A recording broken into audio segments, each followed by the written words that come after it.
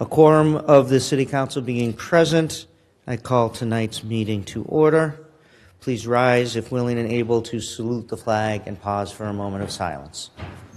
I pledge allegiance to the flag of the United States of America and to the republic for which it stands, one nation, under God, indivisible, with liberty and justice for all.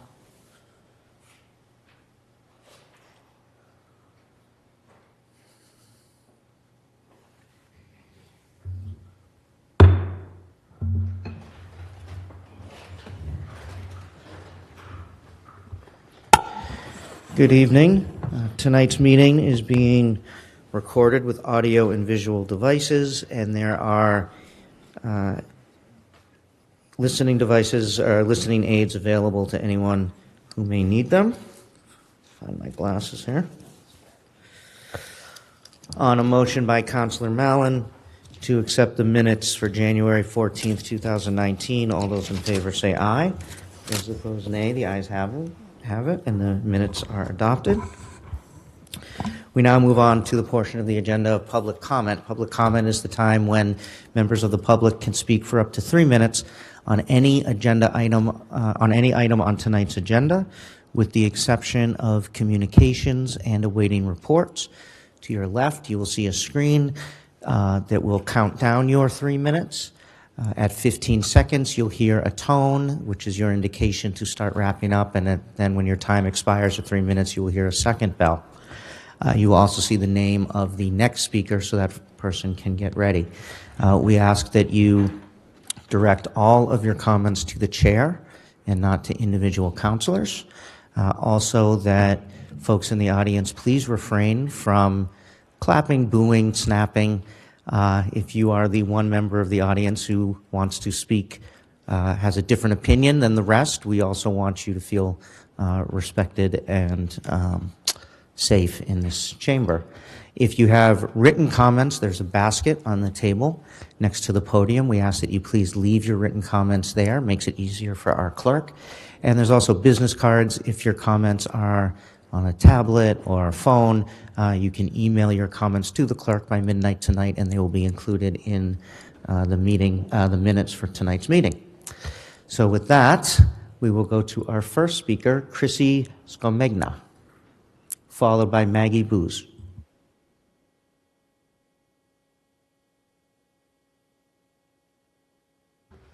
Hi there, my name is Chrissy Skomegna, and this is my colleague Liron Minsk. We're here from Project Bread, and we want to talk about the agenda item number 3. And I just want to say that we're really excited that Cambridge is looking to expand their summer meal program here, and looking at some different creative solutions to serve children's suppers in some different parks, and expand to a lunch program at the library. We're really here to support in any way we can to help with those different outreach efforts, to figure out the best way to reach different children and teens in the community.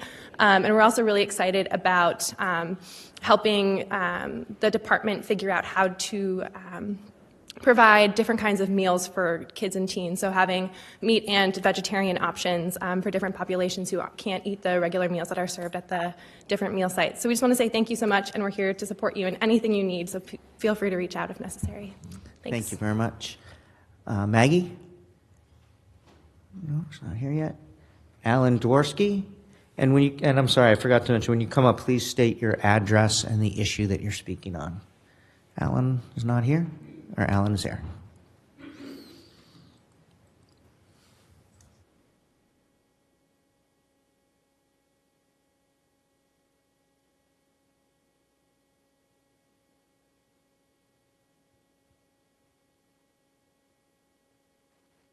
Do you want to come? Is it easier for you to come in and sit at the table? No, this is fine. Yes, my name's Alan Dworsky. I live at 8 Mercer Circle, and the one fortunate thing about the breakage on Craigie Street is that it happened at this time of year when the hotels were empty. So I was able to very easily find an accommodation in the hotel, and my wife and I have been camping out there for 7 weeks. We'll probably be there for another 3 weeks. I would note that our insurance company is well aware that I've been a client of theirs for 51 years, over a half a century, I've been paying premiums, and we still don't. And they acknowledge verbally that they're responsible for the damage done to our house. But even though they've sent 4 inspectors around, we still have not gotten an idea of how much they're prepared to advance to us. So it's fortunately the hotel trusts our credit, so we're camping out. All I wanted to say is really this has been terribly difficult. It's getting more and more difficult as the weeks pass by. And my real concern, as I've expressed before, is that we might have another breakage on Craigie Street any time now. And if that happens, if it happens next week, that's good because we're still doing work. But if it happens a month from now when all the work is complete, it would be horrendous. And there's no particular solution for that. I'm aware of the city's doing what it can, but what else can I say except it's a very stressful, difficult situation. I have nothing further to add. I don't know if the councilors or chairman has any questions for me, but I have nothing else to add except our discomfort, which continues. Thank you. Thank you. And just so folks know, if they haven't been to public comment before, there is no back and forth between the council and members of the public. So it's not that we're ignoring you or don't have questions. Our rules don't allow for that kind of dialogue. Petronella Tunison-Kulus, followed by Jack Hall. Good evening. My name is Petronella Tennyson-Kolos. I'm together with my husband Ernst Tennyson, owner of 134 Brattle Street, which we bought in 2015.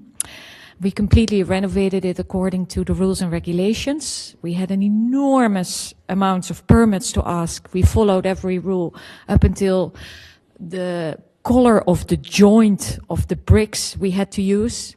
And of course, every choice we had to follow and every rule had to follow was always the most expensive one. But at the end of 2017, we were lucky to finish this beautiful renovation. And we were very happy until December 23, 2018, when the flood happened due to a break in the main in Craigie Street, the same as my fellow neighbor, Mr. Dworsky, is talking about. Since then started the renovation process again of a process we had just finished and just had paid an enormous amount for something we didn't do. We don't own the water pipes.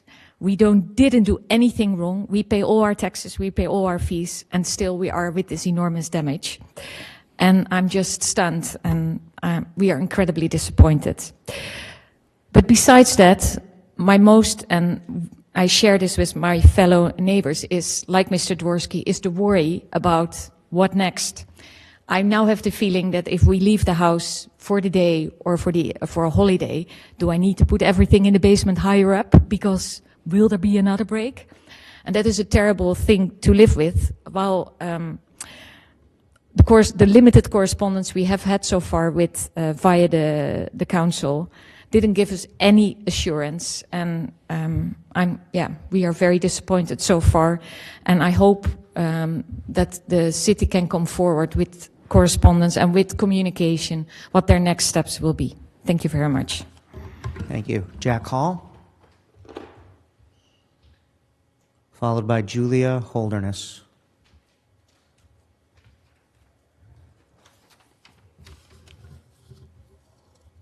My name is Jack Hall.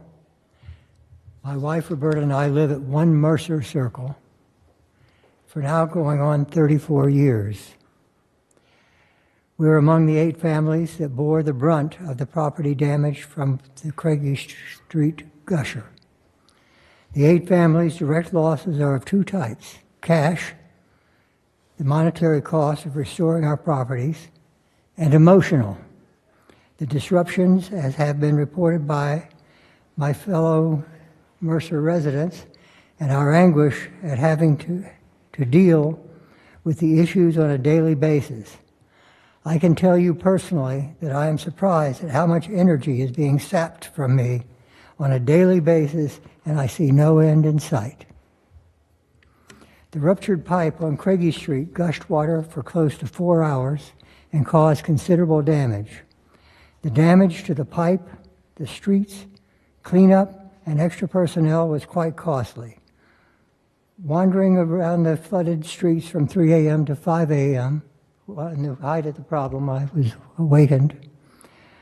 I saw at least a dozen city personnel diligently working to mitigate the damage from the rupture, all on overtime, expensive. Who will pay, has paid for these damages, and who pays repeatedly each time a water line breaks, happens several times yearly in Cambridge? Answer: we, the 107,000 residents of Cambridge, through our agents, the Cambridge City government, pay for these types of casualty. Who pays the out-of-pocket costs for the 8 families? Answer: the city of Cambridge should pay for this. The casualties and costs thrust upon the 8 families whose homes and automobiles were flooded are no different than the expenses for the pipe, street, and other restoration costs definitely paid for by the city of Cambridge and the citizens of Cambridge. In the same vein, the city should therefore pay for the damages inflicted on our properties because of this consequence. We hope and expect that the Cambridge City government will promptly agree, execute a plan, and allow our families to get back to our normal lives. Thank you. Thank you. If you want to leave your comments in the basket, that would be great. Thank you very much. Julia, followed by Charles Franklin. Hi. I'm speaking, so I'm Julia Holderness. I live at 130 Brattle Street in Cambridge. I'll be speaking about the same issue that my neighbors Alan Dworsky and Jack Hall and Ellen Tunison just discussed. Tonight I'm speaking in the voice of my husband, Daryush Vekshuri, who sent the following remarks for me to share with you today. We are one of the houses that has been affected by the Craigie Street water main break on December 23rd, with major flooding in our finished basement and a garden full of refuse. Our invoice for flood remediation, HVAC, and water heater, which all had to be replaced, stands at $40,000. This value does not include reconstruction of our basement, which we don't know about yet, or the cost of the destroyed possessions. Our home insurance company, Quincy Mutual, has refused to cover our claims at this time. We have a standard policy, and it seems it's not usual for insurance to cover the water damage when the source is outside the property. There is no leverage we have on the insurance company given the source of the damage. Furthermore, we never thought we needed a flood insurance given that we're not in a flood zone. There's no history of this in our neighborhood. I am asking, Daryush is asking, and I second him, for a political resolution to this situation. Daryush writes, I have become familiar with some of the current programs that are in place to address Cambridge aging water infrastructure, and I myself, Julia, had an interesting meeting with the city manager and officials about that. The current 200 miles of aging water infrastructure is being replaced at a rate of 2 miles per year, meaning that the water main breaks will be with us for a long time. Even with a reduction of water main breaks by 50% in the last couple of decades, there are still 46 annual water main breaks, usually, fortunately, causing minimal property damage, but occasionally the property damages are more serious. In such cases, insurance has not been the traditional route for such recovery. We need a political will and solution that reduces the harsh episodic burden of 46 annual water main breaks to a handful of homeowners. The City Council can appreciate the financial and social and emotional inefficiency of delegating the cost of episodic flood damages to homeowners' individual flood insurance policies, especially when most residents are not in a flood zone. My suggestion, instead of presenting a legal stance that the city is not at fault, the City Council can entertain a political approach to mitigate this social harm that I've just outlined and to increase the fiscal efficiency of the continuing, the management of these continuing breaks by a capped compensation for cases where insurance will not pay. Aging infrastructure has a cost beyond digging and replacing pipes. It has the cost of the damage to social and political bond between residents and their representatives. Thank you. Charles Franklin, followed by Sue Butler. Julia, did you leave? You want to leave those? Got it. Good afternoon, Council. Happy Monday. Charles Franklin, 162 Hampshire Street. Now, I think a lot of the people in this room know how I feel about the environment, but for the benefit of those who don't, I'm an avid supporter of environmental policies and sustainability. I volunteer with Green Cambridge. I support trees and planting, and I have my own garden that I work on at home. So you might be surprised when I say we should not order the city to plant new trees tonight, because if they do, they will die, just like the trees last summer, which replaced the dead trees from the previous summer. If they're not going to water them, then what's the point? That's just spending good money after bad. So unless the city is going to do the bare minimum effort of making sure that the trees don't die, which you can do a lot better than they're currently doing, then why bother? It's just going to sit there and die and be real ugly. We have a AAA bond rating, but you look out on the street and you wouldn't know. Thank you. Sue Butler?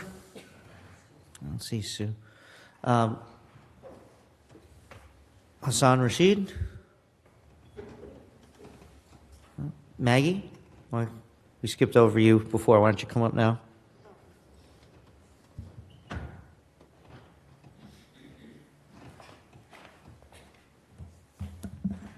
I feel somewhat unprepared because I just walked in the room. But I'm speaking about the requested curb cut at 32 Vineyard Street. Has that been discussed by the council already?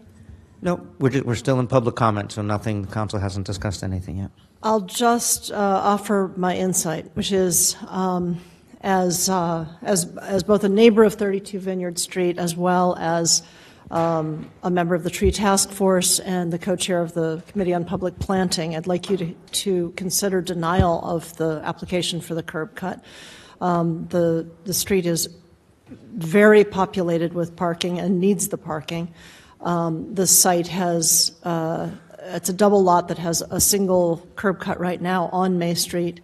There is a private property tree in the way of the curb cut that's being applied for, but I would argue that that private property tree also could be considered a public shade tree by Massachusetts General Law, Chapter 87, in which public shade trees are trees that are not only on public property, but they're also trees on private property that border public property. That particular tree in question is lapping over the sidewalk at 32 Vineyard Street and would be considered a public shade tree.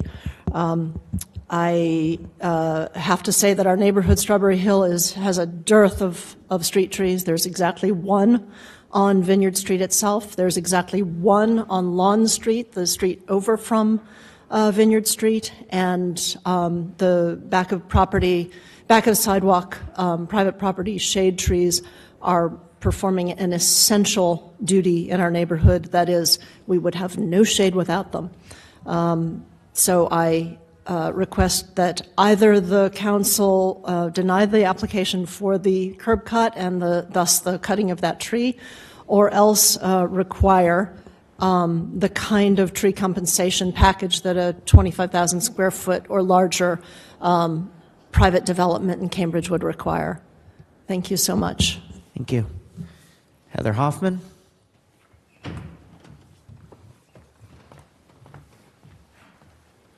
Mr. Rashid came in. Okay. Hello, Heather Hoffman, 213 Hurley Street. And I would like to talk about trees. It's not just the port that has empty tree wells. It's all over the city. And I agree with the previous speaker who pointed out that planting trees just to watch them die is a waste of time, energy, money, and it also kind of makes people feel hopeless as they watch living things be left to die. So let's do better. This weekend saw the destruction of another couple of dozen trees in my neighborhood. Big trees. I'm not convinced, because I haven't been able to look at the proper plans yet, that these were in fact on private property, all of them, because some of them were outside the perimeter fence, and they were right next to the sidewalk. This city has got to get serious about our trees, about the beauty of the environment that we create for ourselves and for the visitors and for people we hope to attract to this city. And we can start with trees, we can start with treating them properly, and we can also start with actually planting them. Thank you. Sue Butler, who I still don't see. Hassan Rashid.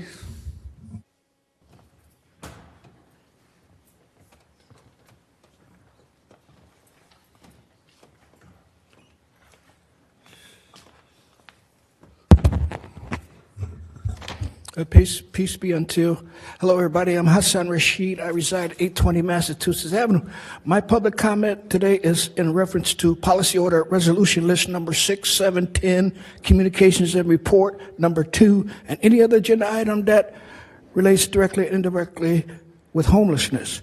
I would like to take time to congratulate the city for demonstrating valuable insight and foresight in the forming of the Blue Ribbon Commission. I see you all have added members from the Alliance of Cambridge Tenants Act, a definite plus element or win-win situation.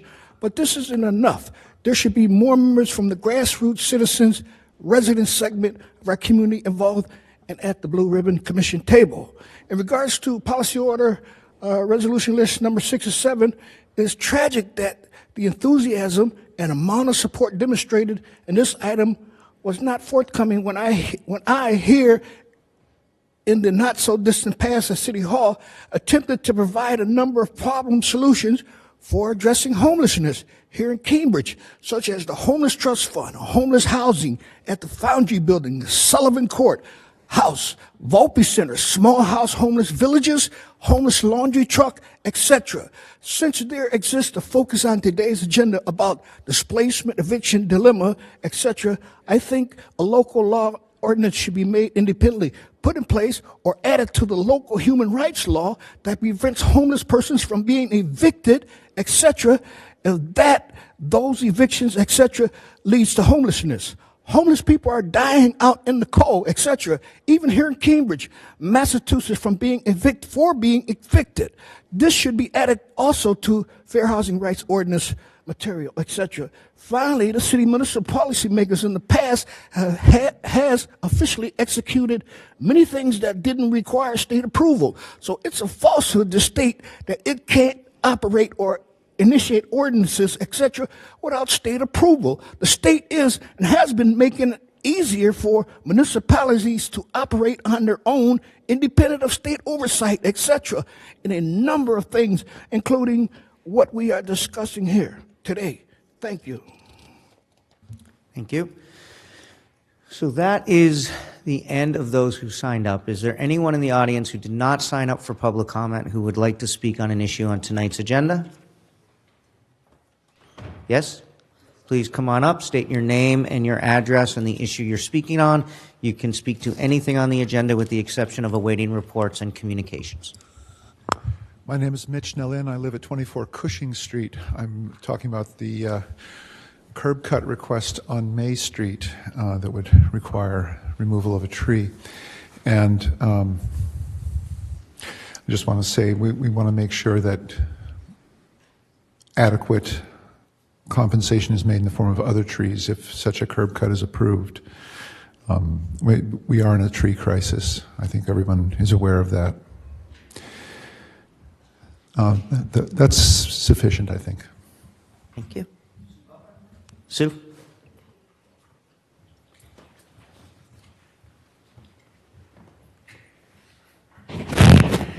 Good evening, City Council. Sue Butler here, as usual. addressing the challenge of becoming a sustainable place in a world that's highly out of balance. Policy order number 5 to optimize the use of tree wells is a very good policy. You want to look for opportunities and use them to maximize tree cover wherever you can. There's been discussion on how to measure the value of a tree in terms of its contribution of sequestering CO2 and emitting oxygen. And it turns out that the surface area of the trunk where you cut it off is proportional to the number of leaves that it has. I go back to my standard measure that a leaf is a measure of carbon sequestering ability. Similar to our lungs, the alveoli in our lungs are each like a leaf at the end of a branch. We emit oxygen, they suck it in and emit CO2.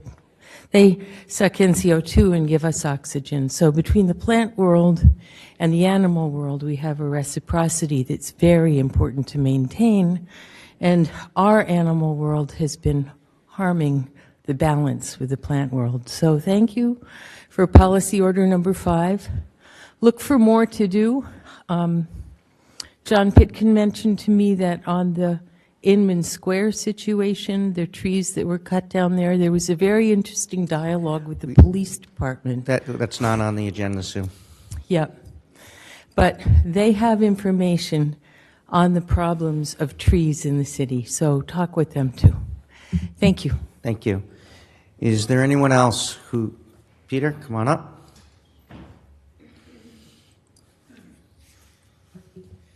Peter Valentine, 37 Brookline Street. There's concern about the wellness of trees, and that's because there's a shortage of vision as to where things come from. If we look at creation, we see there are billions and billions of things that have been created. They have been created by the creator of all of existence. If we look at short material things, the trees are running out. But if we set our mind to request the assistance of the creator of all of existence, the problem will be solved. Thank you, Peter. Is there anyone else who did not sign up for public comment? Last chance. On a motion by Councilor Zondervan to close public comment, all those in favor say aye. Those opposed, nay. The ayes have it. We move to reconsiderations. There are none. We now move to city manager agenda on a motion by Councilor Simmons to bring the city manager's agenda before us for discussion and adoption. All those in favor say aye. Those opposed, nay. The ayes have it. The manager's agenda is before us. Pleasure of the council. Councilor Zondervan. Thank you, Mr. Mayor. I'd like to pull numbers 1, 2, and 6. 1, 2, and 6. Mr. Chair. Number 7. Councilor Simmons. I'm sorry? Number 7. 7. Pleasure of the council. Mr. Councilor Chair. Mallon. Number 3, please. Pleasure of the council. Councilor Carlone. Number 4, please.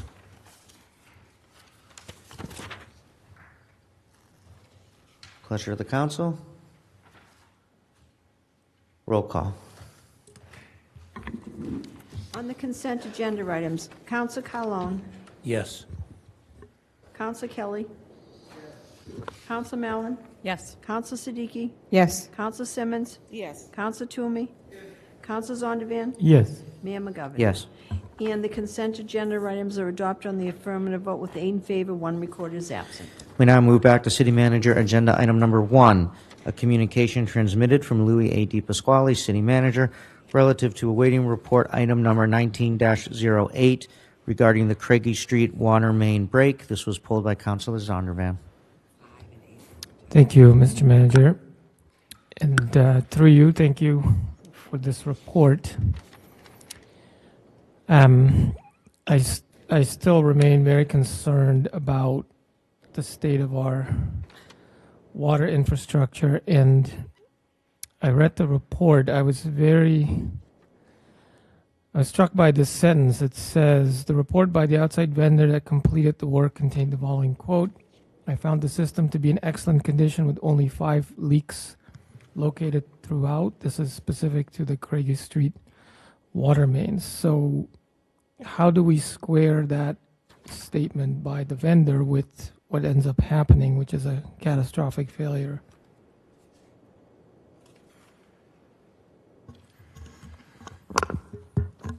Yeah, unfortunately, it is extremely difficult to predict what's going to happen in the future, and in particular with water mains.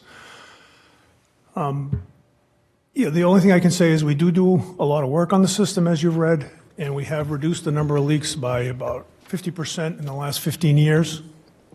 But again, it is an impossible thing to predict the future about water main breaks. And that isn't just the Cambridge Water Department saying that, that's an industry situation. Councilor Zondervan? Thank you. So you indicated in the report that the pipe was cement lined in 1954. So that's 65 years. So do we expect that normally it would hold that long? Is it? Yes. So we are surprised by this failure. Unfortunately, not necessarily. I mean, these things, the older cast iron water mains that were put in all of our transmission mains are older cast iron main, typically put in the 1800s or early 1900s. They're very, very thick cast iron. I think this particular main was 1.25 inches thick. You cement line them to prevent internal corrosion, and obviously the very thick wall minimizes external corrosion, if not eliminates it. But what happens is when these are casted in the early days, there are imperfections in those castings. It's just the way it is. And eventually, over time, something will fail with that, from the temperature cycling or road load cycling and so on and so forth. This particular main has been in place for 151 years. It looked in very good shape, except for obviously where that situation occurred. We looked at the pipe on both ends. We have done some work in the area doing valve repair work in there. And again, unfortunately, it is impossible to predict future water main failures. Thanks. And do we have any sense why, where, how this specific failure occurred within the pipe? No, we don't have any specific reason why, except for, when we did find it, it did have a crack in the pipe, obviously, and it's difficult to say what actually caused that. But again, the typical scenario is what I depicted, some imperfection in the casting over decades upon decades of thermal cycling in the winters and summers and load use. That's the most likely reason for the break. Thanks. And I do understand the difficulties that you articulated with regards to cathodic protection on these pipes, and it's not clear to me based on your description that would even necessarily help if we're expecting the cement lining to protect it. So what else can and should we be doing to minimize these types of events? I think it's just to continue the program that we're on. We are prioritizing water main replacements. We are working with the Public Works Department and the city departments to maximize the amount of work we do, but yet not overdo it, because there is only so much work you can do in a year, regardless of the funding. I think we've done a really good job, and again, I think that's depicted in particular in the fact that the leaks have been reduced by 50% in the last 15 years. And I think we're just going to continue that, continue to work on valves so that if we do have these occurrences, we can minimize the damage in the situation and the time that the system is down.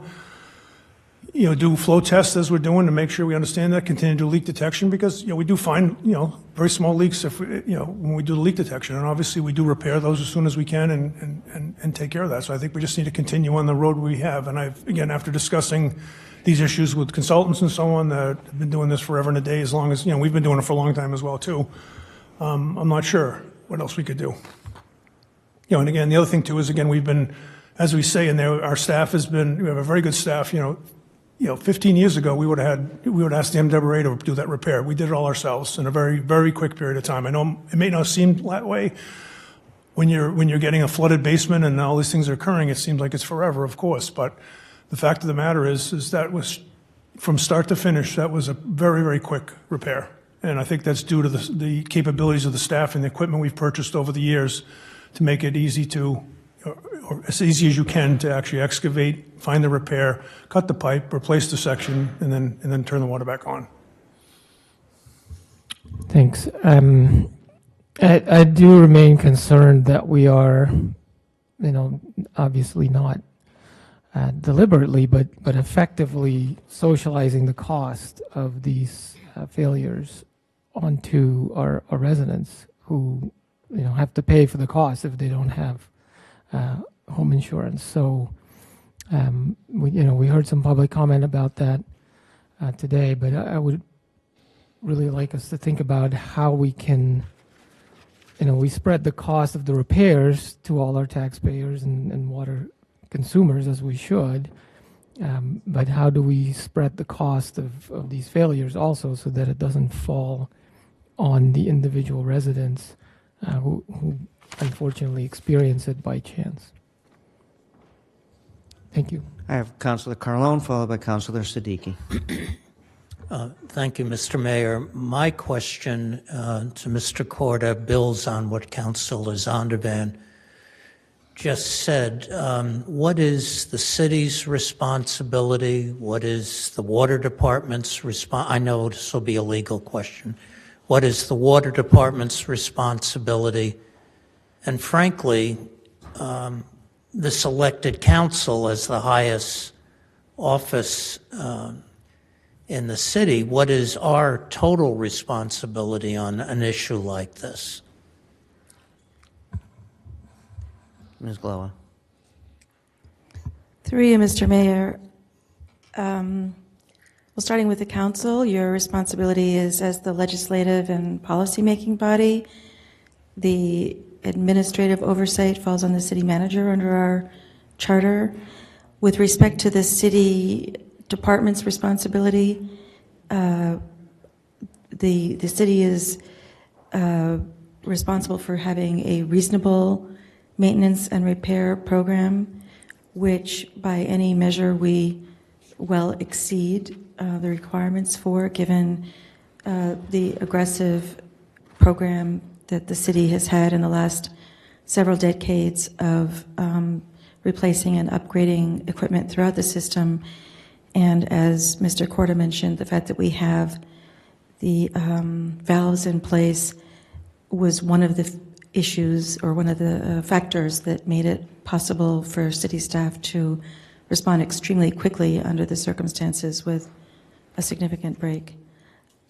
I don't know if that answers your questions, but I'm happy to answer other ones. Well, I hate to say this, but airplanes go down and they're highly maintained, and the airplane industry pays significant reimbursement to families. Now, I agree nobody died, and that's a blessing, but we all, or many of us, feel something isn't quite right. Are we assuming that there'll be a suit, and that's really where we're heading on this? I honestly don't know. Through you, Mr. Mayor, the difference between the city and airplane companies is the principle of sovereign immunity. And the starting principle is that the government, as the sovereign, is immune from suit. In the late 70s, the state established the Tort Claims Act, which established certain circumstances under which a person could sue the government, including municipalities.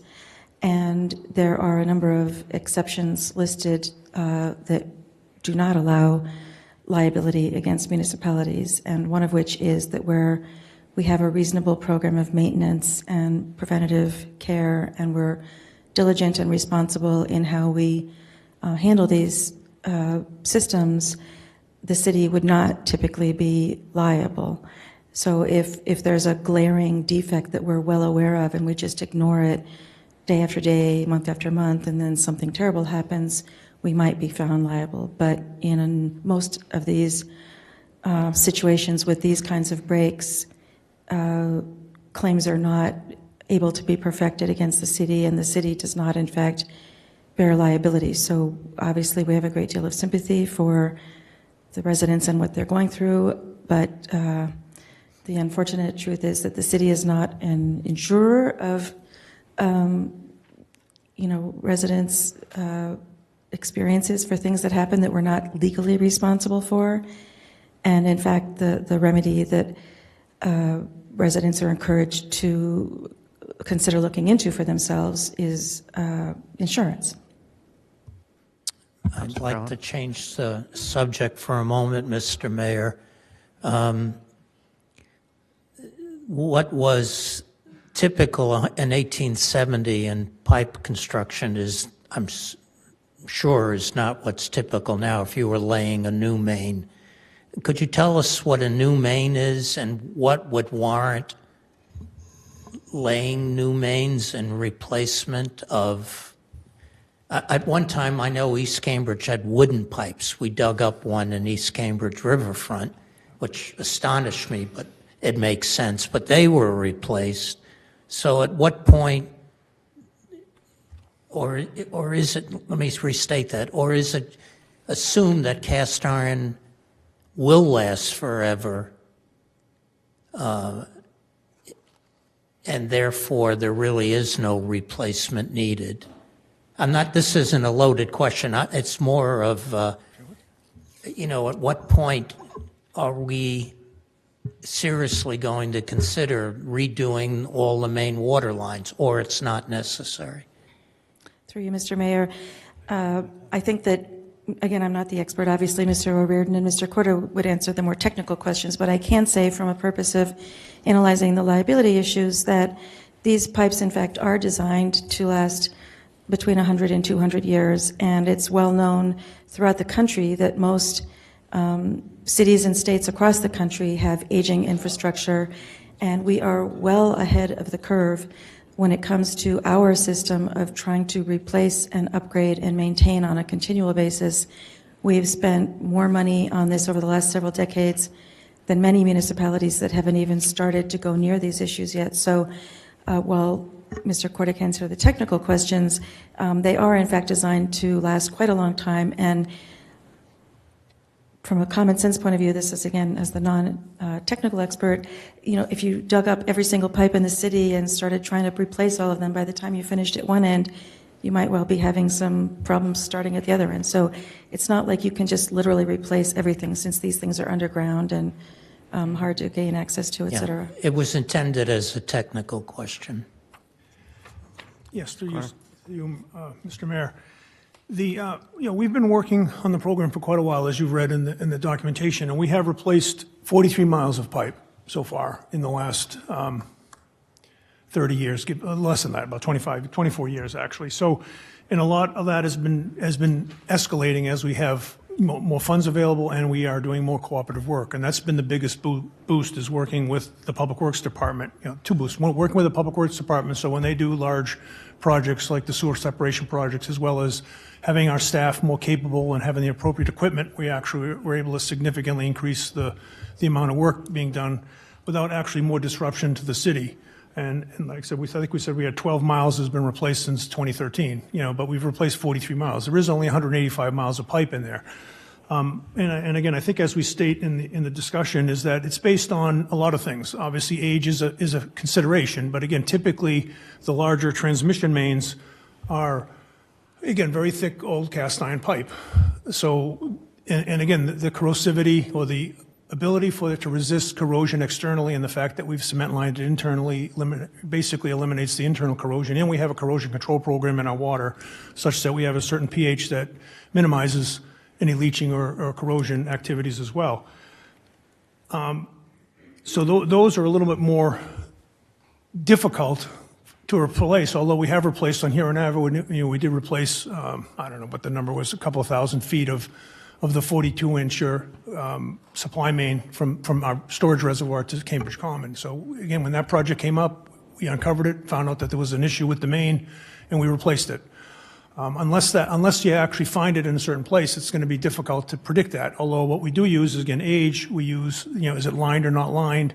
What is the material construction? Again, typically the older mains are cast iron, and how many leaks and things of that nature. It's flow capability, as we do hydrant testing on an annual basis, all those things will contribute to prioritizing the water main replacement, and we have been working down that list as time goes on, and obviously the fact that our leaks have dropped in half says that we're definitely heading in the right direction. So we're just going to continue that work. We're going to continue to do that and do as much of that as we can annually and move forward, and yet we're not going to break the bank, but on the other hand, we are going to continue to make significant improvements on water main leaks. And what do you replace the pipe with? Yes, that's a good, I didn't answer that part, That but was, yes, what I asked. it's class 52 double lines ductile iron pipe. And as far as I know, from a corrosion and or internal or external corrosion, we've not had a failure on a ductile iron main. We've had a failure because of stray currents from an MBTA track, but since we've been doing that since the 70s, we haven't had any leaks on the ductile iron pipe or any major issues per se from a life expectancy perspective, because you're not going to get the same thing. The road loadings or the thermal cycling doesn't affect the ductile iron pipe because it is more malleable. It will flex a little bit versus the cast iron will typically crack because it's very, very brittle material. And the class 52 is a thicker walled pipe than the standard pipe, and the double cement lining is the double cement lining. Instead of a 1/16 of an inch, it's an 1/8 of an inch lining. So those things, we are buying the right material to maximize the length of the ductile iron pipe as well, which we do replace. Everything is ductile iron at this point. All right, thank you. Thank you, Mr. Mayor. Councilor Siddiqui, followed by Councilor Mallon. Thank you, Mr. Mayor. Through you, I had a few clarifying questions, specifically about the correspondence. So the January 7th, 2019 letter was sent out. Then there was a meeting on February 6th with some of the affected residents. The correspondence from January 19th at the end mentions the claims process through the city and mentions that the investigation may take several months, and until the investigation is completed, the city will not be in a position to determine whether it's legally appropriate for us to pay out on any submitted claims. And we've heard and we've read from residents that some claims of insurance is covered, some have not. So the question is, what I'm unclear about is the investigation complete, or is it still ongoing with respect for people to continue to file claims? Ms. Glover. And what the timeline is. Through you, Mr. Mayor, the investigation is not complete. However, we are collecting a lot of information, and we will hope to respond to people as promptly as we can. We understand that people want to get responses to these claims. We have had a number of claims submitted, so it is a priority to get responses out as soon as we can. Councilor Siddiqui. Okay, that clears it up. Thank you. Councilor Mallon. Thank you, Mr. Chair. Through you. So just following up on what Councilor Siddiqui was asking, I remember when I worked in the mayor's office and the Huron Village project was going on, and oftentimes people would call us because their tires were flat, because they had hit a pothole, and they submitted claims to the claims department, and those claims were paid out. I'm just curious how this is different versus, I know it's obviously a much smaller thing, but it is, the city was responsible for something that happened to somebody's property, and they were paid out to replace that item. So I'm curious around the difference between those two things. And also, one of the earlier public speakers asked about a capped compensation, if that's something that anybody could speak to, a capped compensation for a claim if insurance doesn't cover it. I think what we've heard tonight is many of these residents don't have flood insurance because they don't live in a floodplain, and so a lot of this isn't covered. The Dworskis have been living in a hotel for 7 weeks. That is not going to be covered by their insurance. So those are sort of my two questions, the difference between those two things and this issue of capped compensation, if that's something that you guys have talked about. Ms. Glover. Through you, Mr. Mayor, taking the last question first, the important thing to remember is that the first question that's analyzed is whether the city has legal responsibility, whether we're liable. If we're not liable, we don't reach the damages question. And so in many of these pipe break claims in the past, the city has not been liable and those claims have been denied. So there wouldn't be a question of a cap of any particular amount if the claim is denied. And with respect to pothole claims or any other claims, those are typically handled pursuant to a different statute, Chapter 84, which is related to defects in a public way, but the standard of care that is imposed upon the city is basically the same. So if we have a reasonable program of maintenance, and if we have a city annual budget process where we determine what the priorities are for expenditures of capital repairs, and if we are not aware of a pothole, for example, when it occurs, then we would not be liable under those circumstances.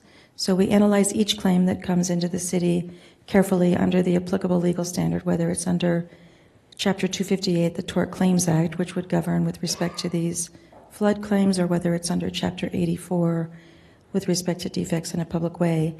But as I said, the first question that's analyzed is whether there's liability, and there are a number of defenses to liability under the statutes involved. Councillor Mallon? Thank you. I mean, just in the last 2 weeks, there was another water main break in front of the Boston Sports Center in Central Square, and that gym has now been closed for 2 weeks because of significant damage. So it's not as if these things don't come up. I'm just wondering how to move forward, understanding that I understand the question is whether or not we're liable. However, in this situation, I'm curious if we are. So I'm just shifting gears. I wanted to ask, because I know that I spoke with some of the residents after the last time they were at a meeting here, and one of their main concerns was around improving the communications after a disaster like this comes up.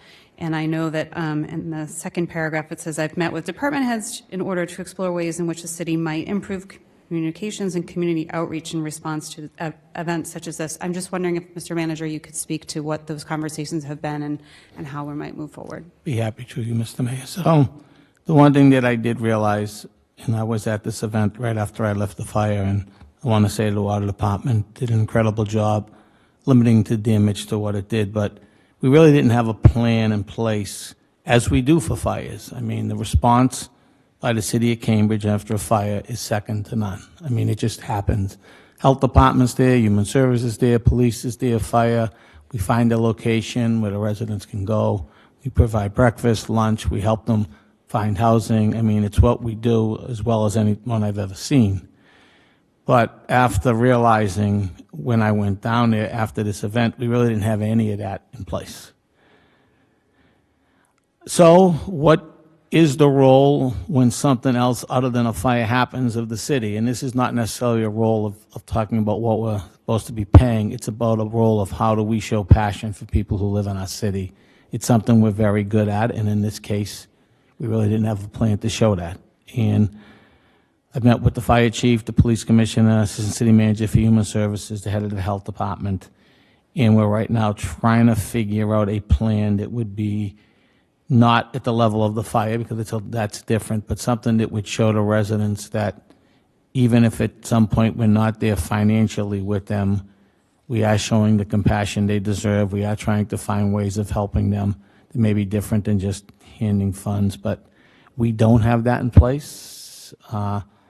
But we will. I'm not sure when and what. That's where we're in the discussion, but I think we all recognize it's something that we should do. We do it incredibly well, like I said, in fire, and to not have it in place for situations like this or other situations that may come up, it's something that we're in discussion with, and hopefully we'll have something in the near future. I know the fire chief is really taking one of the leads on trying to put this together for us.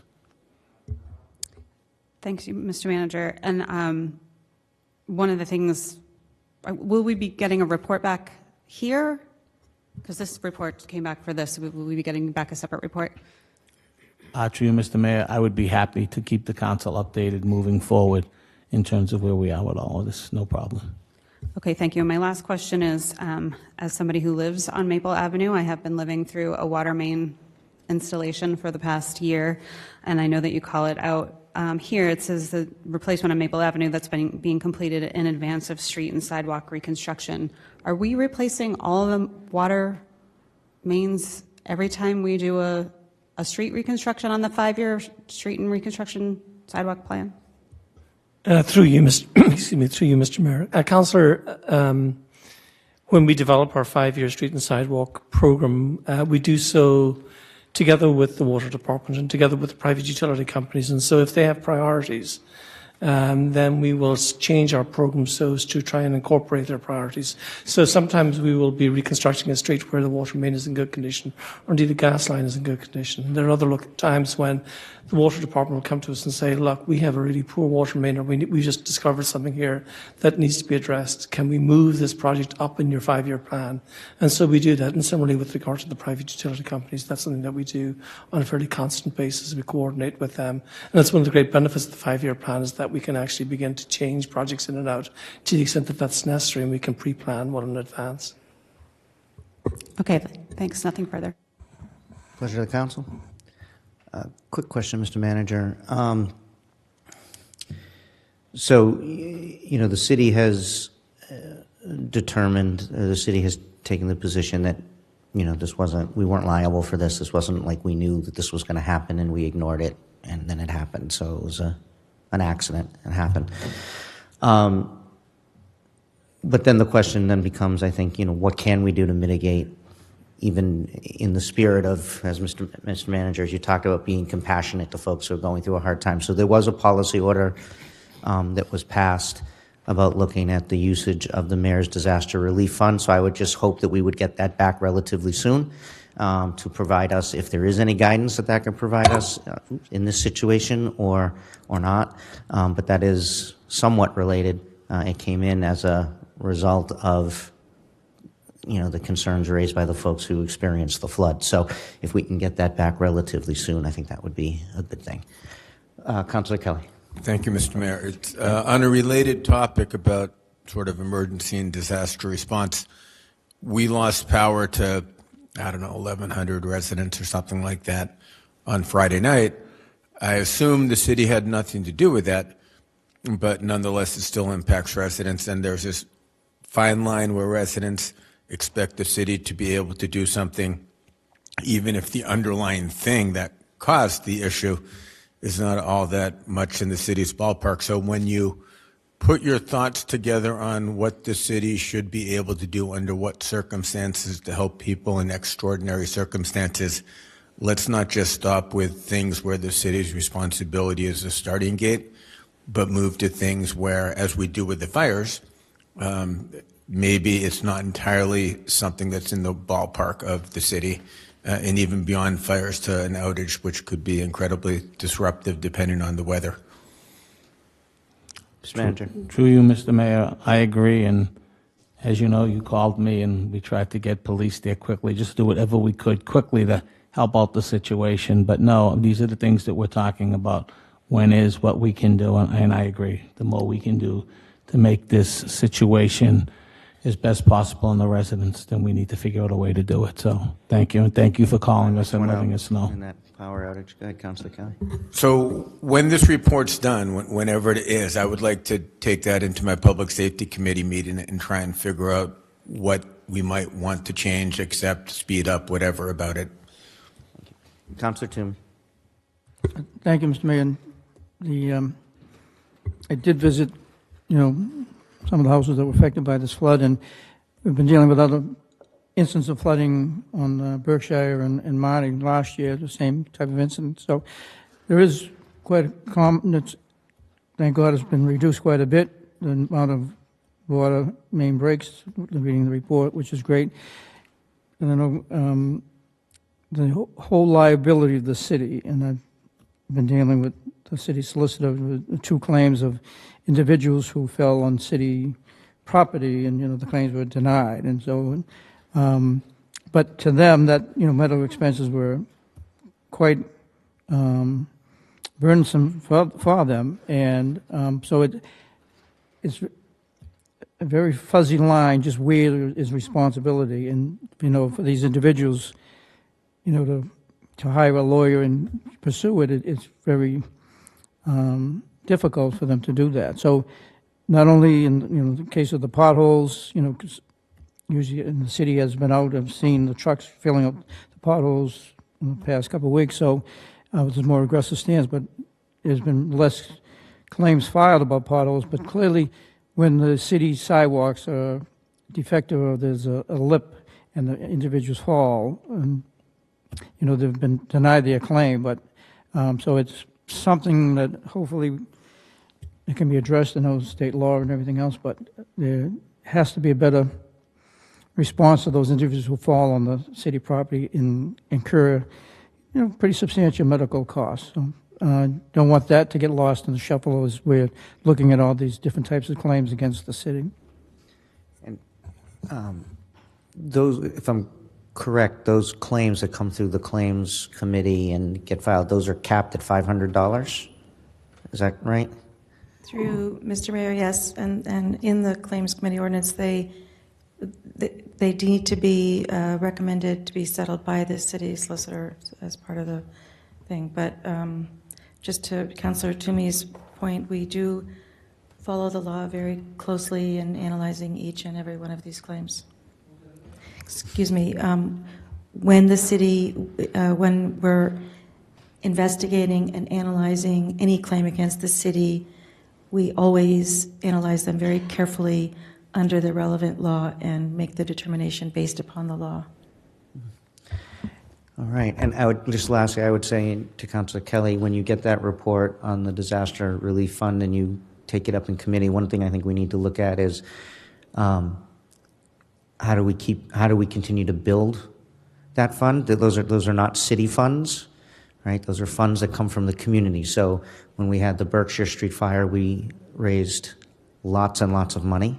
They were able to help those folks resettle, but as we saw in the fire last month at East Cambridge, we have not raised that much money at all to help these folks because it's not, the city cannot contribute to that fund. So one thing we have to think about is, you know, how do we keep that going and how do we keep money in that fund? Because some things will turn people out to give money and some things won't, and then we're sort of at the disposal of how much we raise. So with that, if there's nothing further, the question comes on placing the report on file. All those in favor say aye. Those opposed, nay. The ayes have it. We now move to City Manager Agenda Item Number 2, a communication transmitted from Louis A. DePasquale, City Manager, relative to the requirements of the Massachusetts School Building Authority, MSBA, that the City Council adopt an order for the Statement of Interest form to be submitted to MSBA no later than February 15th, 2019, for the replacement of the roof, including the installation of photovoltaic panels, PV panels, if deemed structurally and financially possible, at the Morse Elementary School located at 40 Granite Street. Councilor Zondervan. Thank you, Mr. Mayor. So, first of all, thank you, and of course I'm very excited and encouraged to see that we may be moving forward with solar panels on the roof here. But I got a little concerned about the if deemed structurally and financially possible. So I guess I just wanted to ask about that. What do we know in terms of structurally, and like why don't we know yet if it's possible structurally, and then financially, what are our constraints on that? Mr. Maloney? So when you say structurally, I assume you mean as far as the photovoltaics. That is usually handled by Public Works, so I'd defer to Deputy City Manager Peterson for that. Yeah, I would say in the project for the MSBA reimbursement, it does not reimburse for PVs. So the actual work on the roof and the work on the PVs are actually handled as two separate projects, and we need to work very carefully to coordinate them. So if there is some structural evaluation and work that needs to be done for some reason to support the PVs, we need to make sure that gets done before the roof is done. So we're trying to coordinate it really carefully. I would also say right now that the bidding climate is not great. The prices are coming in really high. The estimates for this work is very high. So we are hoping this $2.5 million will be able to cover all these costs, but we'll have to see how the bids come in. to be honest with you. So there's also the issue of, so we have to continue to evaluate it structurally to make sure to see what size, PV system we're going to be able to put on the roof, and that has not been completed yet. And then we then will need to bid that separately, and after we do the roof, and see what the costs for that come in as well. It's the cost for the roof that will be the determining factor. Councilor Zondervan. Thank you. So if I'm hearing you correctly, you're saying that we're pricing the cost of doing the structural evaluation as part of this work, and that the total cost of the roof replacement may prevent us from installing the PV? We are pricing, I mean, that is correct. I do want to say that's correct. We are pricing the project on what we think it should cost to do the whole thing, including the PVs, but that is with a little bit more of we're hoping that we'll get a little bit more of a favorable bidding climate. It could be that the PVs are going to be more expensive. There's a range here. I don't know if David has also been working on this closely with Public Works. I don't know if he has anything that he wanted to add to that. Mr. Gill? All set, thank you. Mr. Councilor Zondervan. Okay, thank you. That was very helpful, and I guess we'll just keep our fingers crossed that it works out. Thanks. Councilor Carlo? Thank you, Mr. Mayor. I understand that you obviously have to connect the PV system to the roof, which means the roof needs at least patching, if not replacement. And you're as worried about uplift as much as weight down on the roof.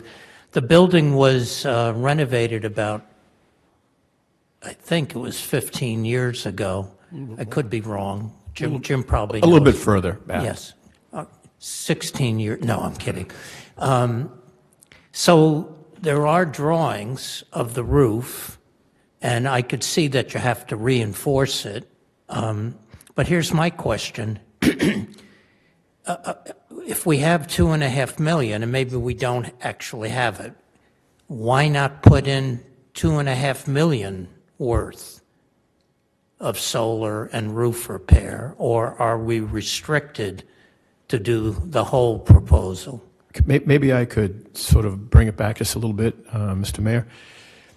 This is just a submittal by the school district with the city council's approval of a statement of interest to apply for funding for a roof project. Strictly, the MSBA will not fund, as Ms. Peterson said, will not fund the photovoltaics. So all this does, it allows the school district to submit a statement of interest to the MSBA. They then review that for roof repair or roof replacement, not for anything else that they would not cover. They will review that, and they will get back to the school district at some point in the next few months, probably late spring, stating whether or not we can formally apply for the funding.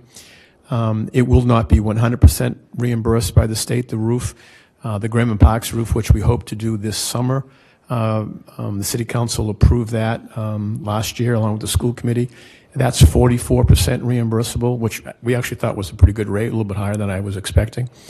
And that process then frees up for other things, I guess, in the city's capital budget for things such as items that are not funded by or reimbursed by the MSBA. So this is strictly a request by us, by the school district to the city council to authorize the submittal of a statement of interest, which puts us in a queue to be determined whether or not we'll be allowed, or invited is the term that they use. So if we're invited to apply later in the process, that's when we move on. And in the interim, I think the matters that you all are talking about as far as photovoltaics can be further explored by the city and its engineers. Okay, I apologize. I'm misled by the description here. It seems to focus on the photovoltaics. Thank you. If there's nothing further, roll call. On agenda item number 2, Counsel Carlone. Yes. Counsel Kelly. Counsel Mallon. Yes. Counsel Siddiqui. Yes. Counsel Simmons. Yes. Counsel Toomey. Counsel Zondervan. Yes. Mayor McGovern. Yes. And agenda item number 2 is adopted on the affirmative vote with 8 in favor, 1 recorded as absent. We now move on, excuse me, we now move on to City Manager, agenda item number 3, communication transmitted from Louis A. DePasquale, City Manager, relative to awaiting report item number 18-118 regarding a report on funding additional summer food sites. It's pulled by Councilor Mallon. Thank you, Mr. Chair. Through you, as you all know, I'm a person who worries about children not eating over the weekend or over February break. So this issue of summer being out for 10 weeks for some of these kids gives me a large amount of anxiety. So I'm grateful that we were able to have this conversation early enough to really talk about some things we could do with the program based on some new information from the state and the way they're designating summer food sites. Upcoming changes regarding reduced locations, and seeing how we could use Project Bread to actually enforce and enhance and support our existing program. So I want to thank you, Ms. Semenoff, and your team, especially Ms. Cruz, who has been working very, very hard as she took over from Ms. Mitchell at the beginning of the year, for really putting your heads together and coming up with what I think looks like a great plan.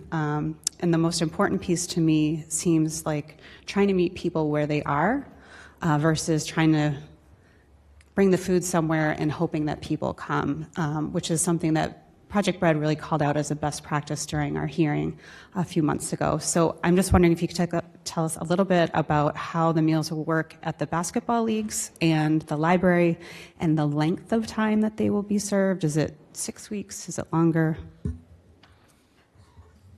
Through you, Mr. Mayor, and I want to also express gratitude to you all at the Human Services and Veterans Committee, because that committee was a piece of what helped give us some more information from Project Bread, in particular the information we got, and I think we've talked about this before, our monitor from the state had led us to believe that we could not serve a vegetarian meal and a non-vegetarian meal at the same site, which meant that we had a number of sites where either for food preference reasons or for religious reasons, we had fewer people, fewer children who were taking meals than might take it if we were able to offer them the choice of either a vegetarian or a non-vegetarian meal.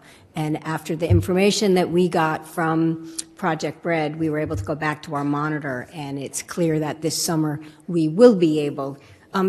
I can see that the mayor was crinkling his nose about it. There is an underlying reason that made some sense in the federal policy. The worry that you would serve less good, the requirement that you serve the identical meal to every child at a site came about as a result of a worry that you might either site by site give better food, higher quality food to children at one site than at another site, or that you might somehow discriminate at a site. And so the federal government for many years was very worried about ensuring that they were going to treat children equally. But it turns out that that had other consequences. And so we're very happy to be able, and we will be able to work with our food vendor this summer to make that happen.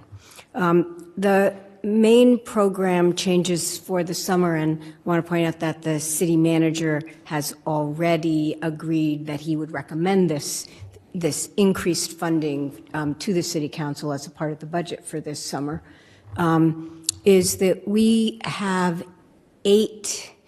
we have basketball leagues at Senate Park, at Glacken Field, and at Hoyt Field. At Hoyt, it's 4 nights a week. At Senate, it's 2 nights a week. And at Glacken, it's 2 nights a week. And so we will be serving dinner all 8 of those nights over the course of the basketball league this summer. And that is for either 6 or 7 weeks. And so we will be providing dinner at those sites. in addition to the work that Claudia Cruz and her team has done, our recreation staff who run the basketball leagues in the summer have actually taken on the commitment to actually oversee the food sites in the summer. And so some of the funding here is to support having adequate people at the sites to do that. In addition to that, you may know we run summer movie sites once a week. The fields adjacent to the youth centers for the most part. So we'll be serving dinner at the movie sites this summer. And in addition, the Book Bike program, which right now operates at our summer food sites once a week, different sites, but they also last summer piloted doing evening book bikes in some of the housing developments. And so we're coordinating with them this summer to be able to provide food at the book bike evening. So I think, as Councillor Mallon said, really the goal is to try to reach more young people by going to the places where the young people may be congregating already. Thank you. And I just want to commend your department for really thinking out of the box about this. I know that, having dinner time, people working it's definitely a tough time. You usually use the Mayor Summer Youth Program to do this work, and they're only around during the day because they're teenagers. So really the commitment from your staff and from the recreation team, I really just want to say that here loudly and proudly. It's really been extraordinary to watch, and especially the commitment from the city to fund this program. As I said, 10 weeks in the summertime where a lot of these kids are away from the school cafeteria, where they're getting food, breakfast and lunch, and maybe are even at summer camps where food is not even served at those summer camps. So for me, this is incredible. So I know that there's lots of changes. I'm just curious about what kind of communications the Department of Human Services is doing around this. I don't know if you were able to hear Project Bread. Chrissy and Liran were here earlier talking about their commitment to making sure that they're at your disposal for getting this communication out. So I'm just curious if you had any plans for that, or if it's too soon. I would say it's a little bit too soon, but I think certainly one of the vehicles is we will be communicating in conjunction with our recruiting young people for all of the basketball leagues. We will be advertising from the get-go that we will be providing dinner, and the dinner is both for the young people who are participating in the basketball league, but it's for any young person who comes, so the siblings or the friends, so we won't just be reaching the young people who are actually playing basketball, but making it available for any and all of the young people who come at the time. And when will we know about where the open sites are for lunches in the parks? Yeah. We know I would say we have a fairly good idea of where we're going to do it. We haven't finalized those sites yet. We know that Dennehy Park, Senate Park, Green Rose Park, Fresh Pond Apartments, Hoyt Field, likely Gold Star. Again, we made a commitment to partner with the library to do the Central Square Library this summer. We have not yet figured out whether it makes sense for us to do both Russell Field and Fresh Pond Apartments, so we're going to do a little more thinking about whether doing both of those makes sense. And we added Hurley Park last summer and because we weren't sure whether we could get families to turn out there, and despite leafleting all around the neighborhood, we had a very small turnout, so we need to figure out whether it makes sense to try to do that again. Okay, thank you. I look forward to that list when it comes out. And then just lastly, to speak to the whole idea of serving a meat meal and a vegetarian meal at the same time, I got an email from Melissa Spellman at Breakthrough Greater Boston today to talk about what a big difference that is going to make for her students. A huge thank you to the DHSP and Project Bread for working out the vegetarian lunch situation. As I know you understand fully, being able to eat 3 healthy meals each day is vital to a young person's health, emotional well-being, and ability to engage in their education. Knowing that lunch is now fully accessible to all of our students at Breakthrough, regardless of religious background and food restrictions, means a great deal to us. I shared the news with our program director, and she was thrilled and said the kids are going to be so excited. Thank you to everyone who really made this a priority. So I just want to say thank you again for this work, and I'll leave it to my colleagues if they have any questions. Councilor Carlone. Thank you, Mr. Mayor, and thank you again for this program. It's very meaningful. So I do have a few questions. One is, teenage kids, when they hear there's food, they're all going to be coming. And are we planning for much more than double the basketball teams? Because when the word gets, I'm all for this. I just want us to be ready for the onslaught. Through you, Mr. Mayor. Well, it's very interesting that you say that. The answer is yes. I think one of the advantages of this portion of it will be fully funded by the city. And if it turns out that we are overrun with young people, which would be a wonderful thing to have happen, then we will work that out. But I think there's also stigma associated with serving federal meals. And so even though we will market this because it is our summer food program rather than the federal summer food program, I just want to say that we have battling here the combination of the stigma with the here's a free meal. So hopefully we will move more towards the, oh great, I'm hungry, here's a meal. I think through you, Mr. Mayor, the more it's programmed as a social event, a celebration of the summer or basketball or learning, I think that stigma will go away. Do we have an idea of the numbers of kids in this position in the city? And again, I always ask these questions because I'm curious.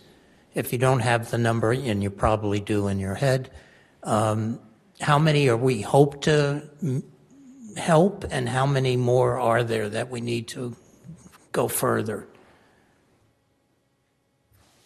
Councilor Mallon looks like she has the answer. I can just speak to this, that one of the things that started us off on this conversation was there are 1,728 students that receive a free or reduced lunch meal during the school year, and during the summer we are only serving around 848. So there's a big gap there. Thank you, Counselor. I know now who to ask these questions in the future. Thank you. This is very exciting. I'm getting hungry. Appreciate it. I have Councilor Siddiqui followed by Councilor Simmons. Yeah, thank you, Mr. Mayor. Through you, we had a great committee hearing on this topic where we got into many of these numbers and the topics. And Project Bread had a great presentation, so we'll definitely share that with you, Councilor Carlone.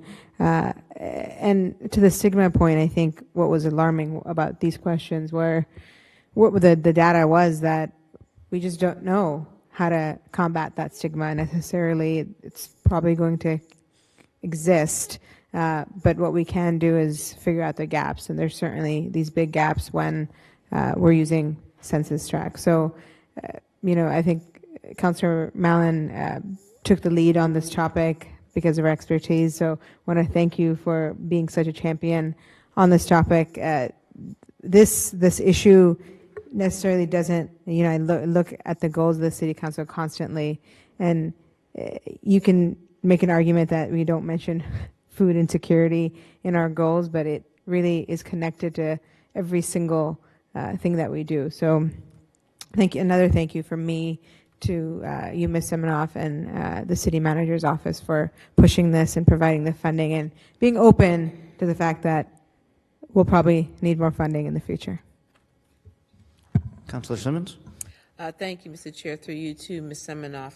I had the same thoughts when we talked about the program. I certainly support a free food program, but I know back on my days of the school committee when we were trying to enumerate how many children were taking advantage of free and reduced lunch, we always felt we were somehow under-reporting because the stigma that was attached to eating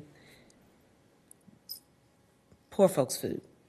And we know that that's not the case, that it's good and it's nutritional, but when you're a teenager, unlike when you're in the second or third grade, that might be kind of cute, and you're happy, you get your apples and et cetera. When you get to be a teenager, not so much. So it'll be interesting to see how that rolls out. Certainly at the basketball sites, now that you're going to be playing Summertime by Will Smith and have fried chicken, which might be a little bit more appetizing, or hamburgers and hot dogs, which is not probably appropriate. But that being said, because there's something that, you understand where I'm going with this. That's number one. The second thing that I just came to mind is if we supply food based on a number that I'm sure that you put together, which you presume will be the utilization, what happens if we're undersubscribed? What happens to that food? I was just curious. Through you, Mr. Mayor, we do ordering based on daily orders. So if it turns out that on Monday night we gave out all the meals and we still had kids we wished we had meals for, then we will order more meals for the next night. If it turns out, we'll start ordering a lot on the assumption that we don't want to run out, and then we will, on a daily basis, base our orders, and it may be that we know Monday nights turns out to be a big night, and Tuesday night is not as big a night. And so we have the ability to be in communication with the food vendor and to say, tonight we need 120 meals, and then to change that order. Thank you. Through you, Mr. Chair, again, a follow-up. You didn't speak to what happens if you have more food. What happens to the overage if there is food? Through you, Mr. Mayor, because the city is paying for this food as opposed to this being part of the federal food program, presumably we would donate the food at that point. Whereas we are deliberately, there's only one of these sites, Senate Park, which would be eligible for us to have a federally paid summer meal, but it seemed like it puts additional constraints on what we can do, and so we decided, and the city manager was agreeable to our including that as a strictly city-funded site. And I think it also allows us in some ways to market these sites as part of our basketball. This is not about a summer food site. This is about our basketball program includes food for the participants and the spectators. Thank you. Just two other quick things. So as I understand it, this is focused at young individuals. And when you said, I can't think of the site now, but it's Senate Park.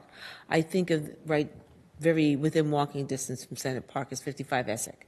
And is there any bandwidth or any room, or do we want to consider, so many of our seniors that will not eat, particularly in the summertime. I'm not saying you should. I just thought about that. Is that something that, if there was overage, could you go to the senior building and say, leave it with the social worker or whoever's on the site and say, we have these few meals. Would you be interested?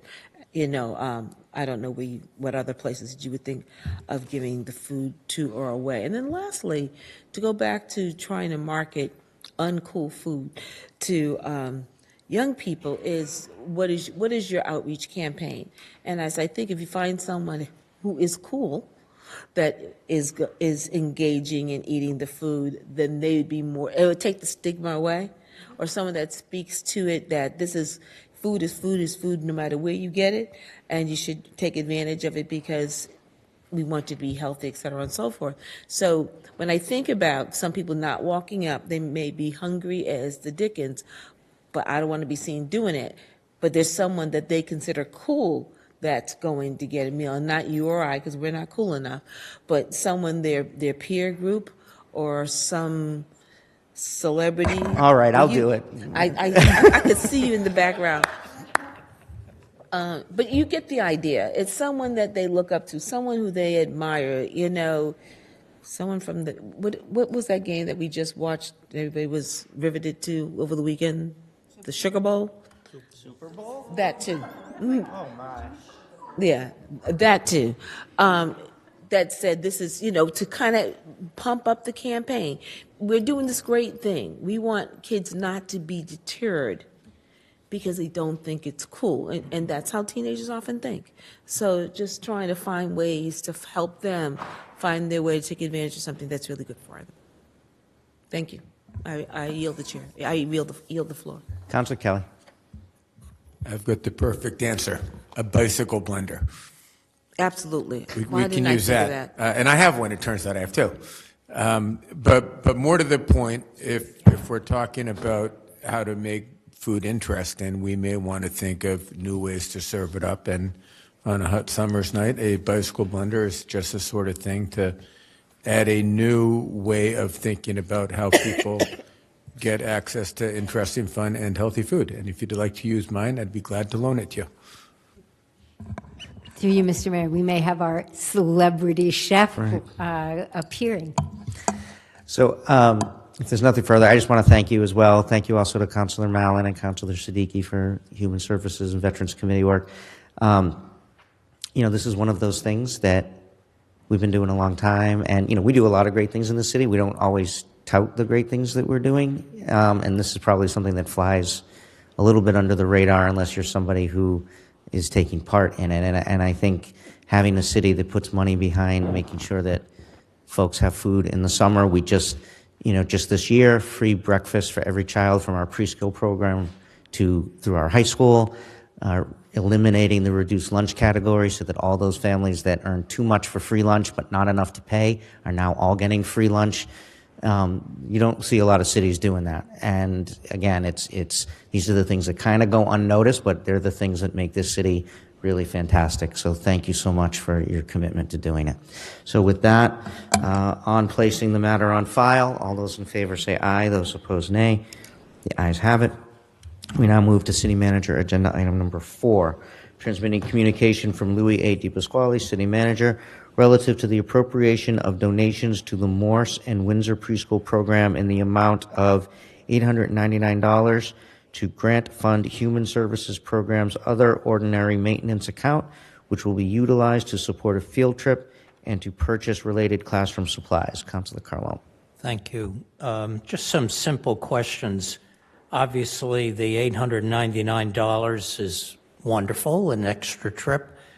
How many students do we serve? And I realize it might be different sessions, but I mean, in general, in the summer, the preschool program, rather, how many do we serve at Windsor? This covered two sites, Morse and Windsor, and it's a total of 52 students are impacted by this. And the age breakdown? They're 3 to, some of them are turning 5. Okay.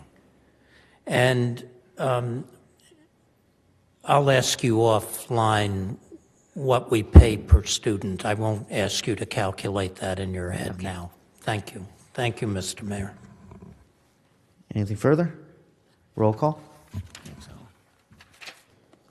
Council Calhoun. Yes. Council Kelly. Council Mallon. Yes. Council Siddiqui. Yes. Council Simmons. Yes. Council Toomey. Council Zondervan. Yes. Mayor McGovern. Yes. And agenda item number 4 is adopted on the affirmative vote with 8 in favor, 1 recorded as absent. We now move to City Manager Agenda Item Number 6, a communication transmitted from Louis A. DePasquale, City Manager, relative to a waiting report item number 18-111 regarding a report on TNC vehicles blocking travel lanes. Councilor Zondervan.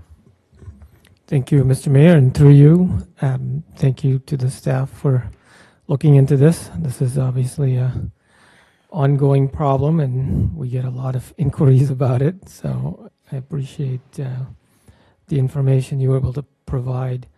It does indicate some of the enforcement efforts, but it doesn't tell us how many tickets were issued. Is that information that is available to us? Mr. Commissioner. Through you, Mr. Mayor, Councilor, last year we stopped 1,400. We did 1,485 bike lane enforcements. That means we stopped and either moved or ticketed that number of individuals from bike lanes. Okay, and thank you. And is that information available publicly or no? Through Mr. Mayor, so our ticket data should be on the Open Data portal, so it should be available publicly. Just to be clear, that's total stops. There's no way to, or total tickets issued. There's, at this point, because of the way the system is set up, there's really no way to positively identify a TNC vehicle. They might have the sticker on it, they might not, but we don't know if they're actually operating as a TNC at that moment in time, and we don't have a method for tracking that. Thanks. Yeah, and as a bike lane user, it doesn't matter. It's a problem either way. In terms of trying to reduce this problem, are we looking at creating more pickup and drop-off sites to do proper pickup? Yes, through you, Mr. Mayor. So we've been working with both Lyft and Uber, which are obviously the two major players in this space, on creating pickup and drop-off, or really pickup zones at this point. The drop-off piece is something that the companies are working on, but I don't think it's quite there yet. But basically, for the South Mass Ave project was the first time that we worked with them to create specific pickup areas, and we'll be, that seems to be working well, and both here and in other communities, and so we're going to be working on expanding that to other squares as time goes by.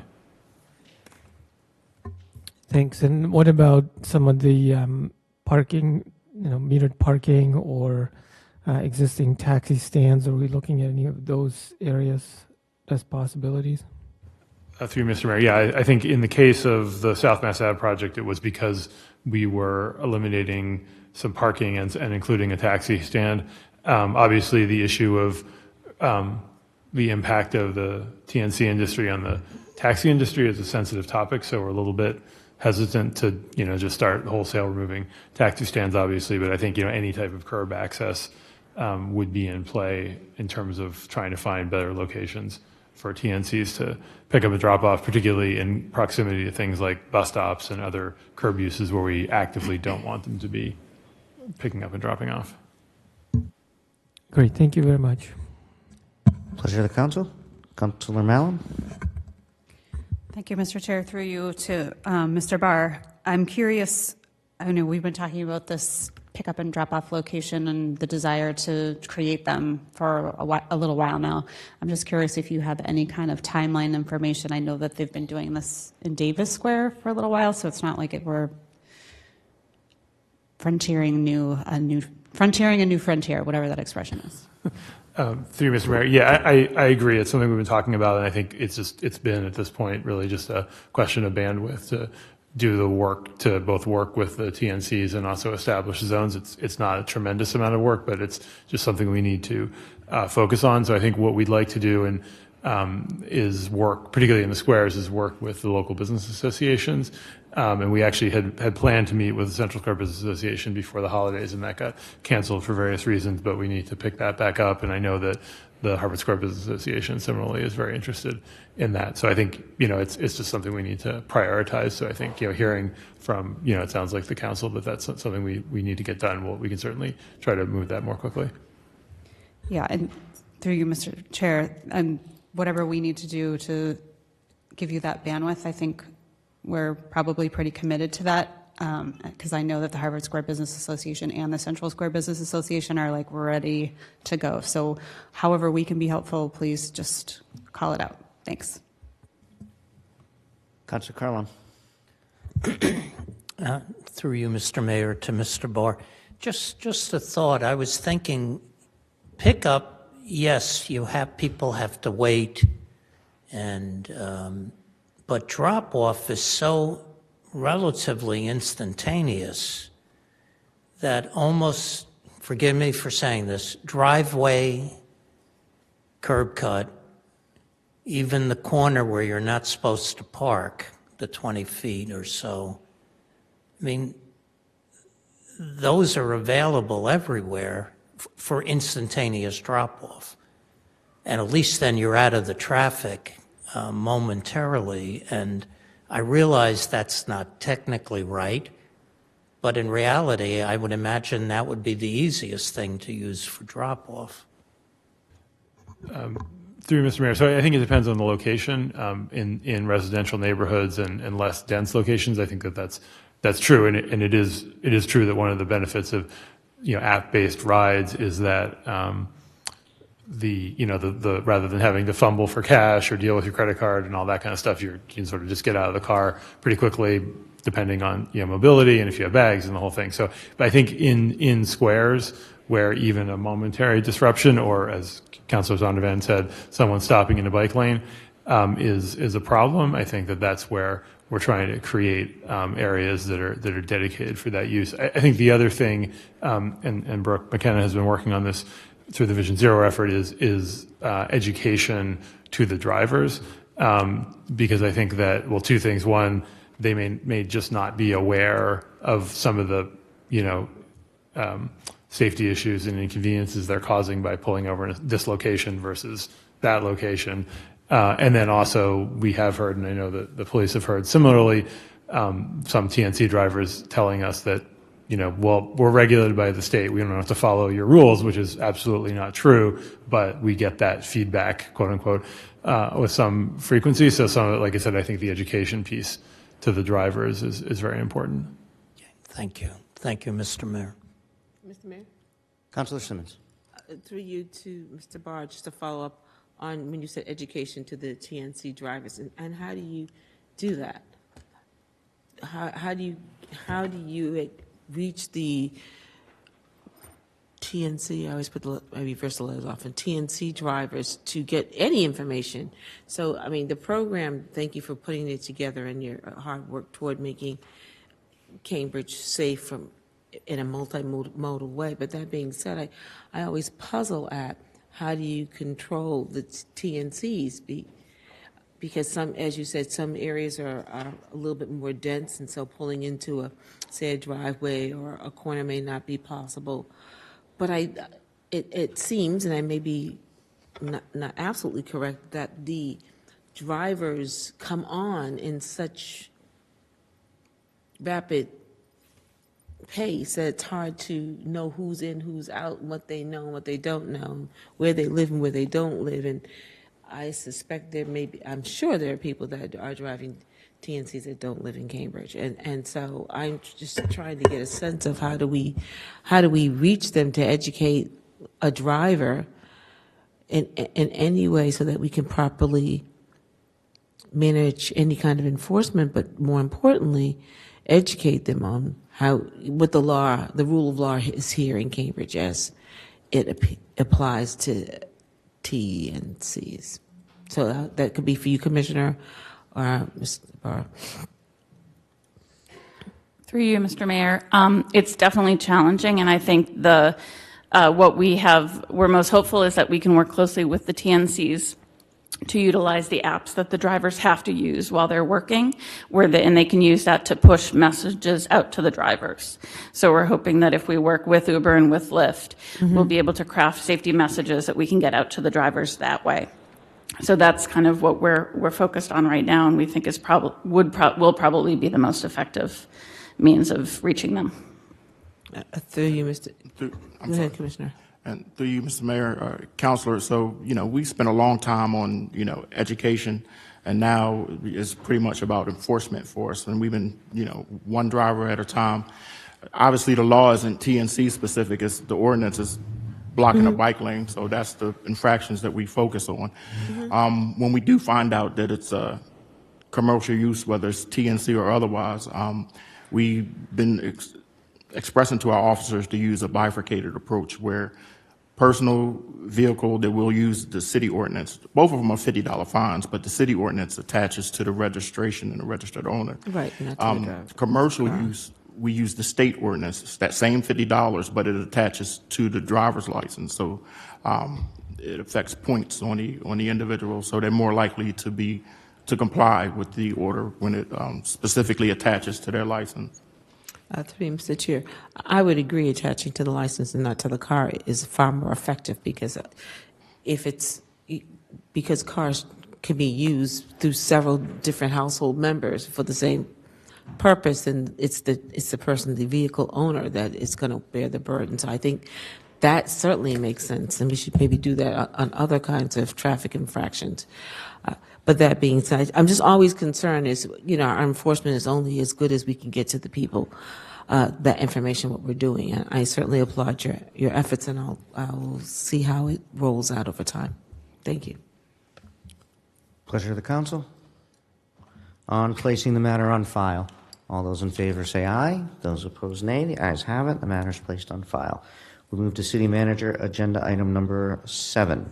A communication transmitted from Louis A. D. Pasquale, City Manager, relative to awaiting report item number 18-113 regarding a report on organizing a neighborhood walk on Ringe Ave. This was pulled by Councilor Simmons. Thank you.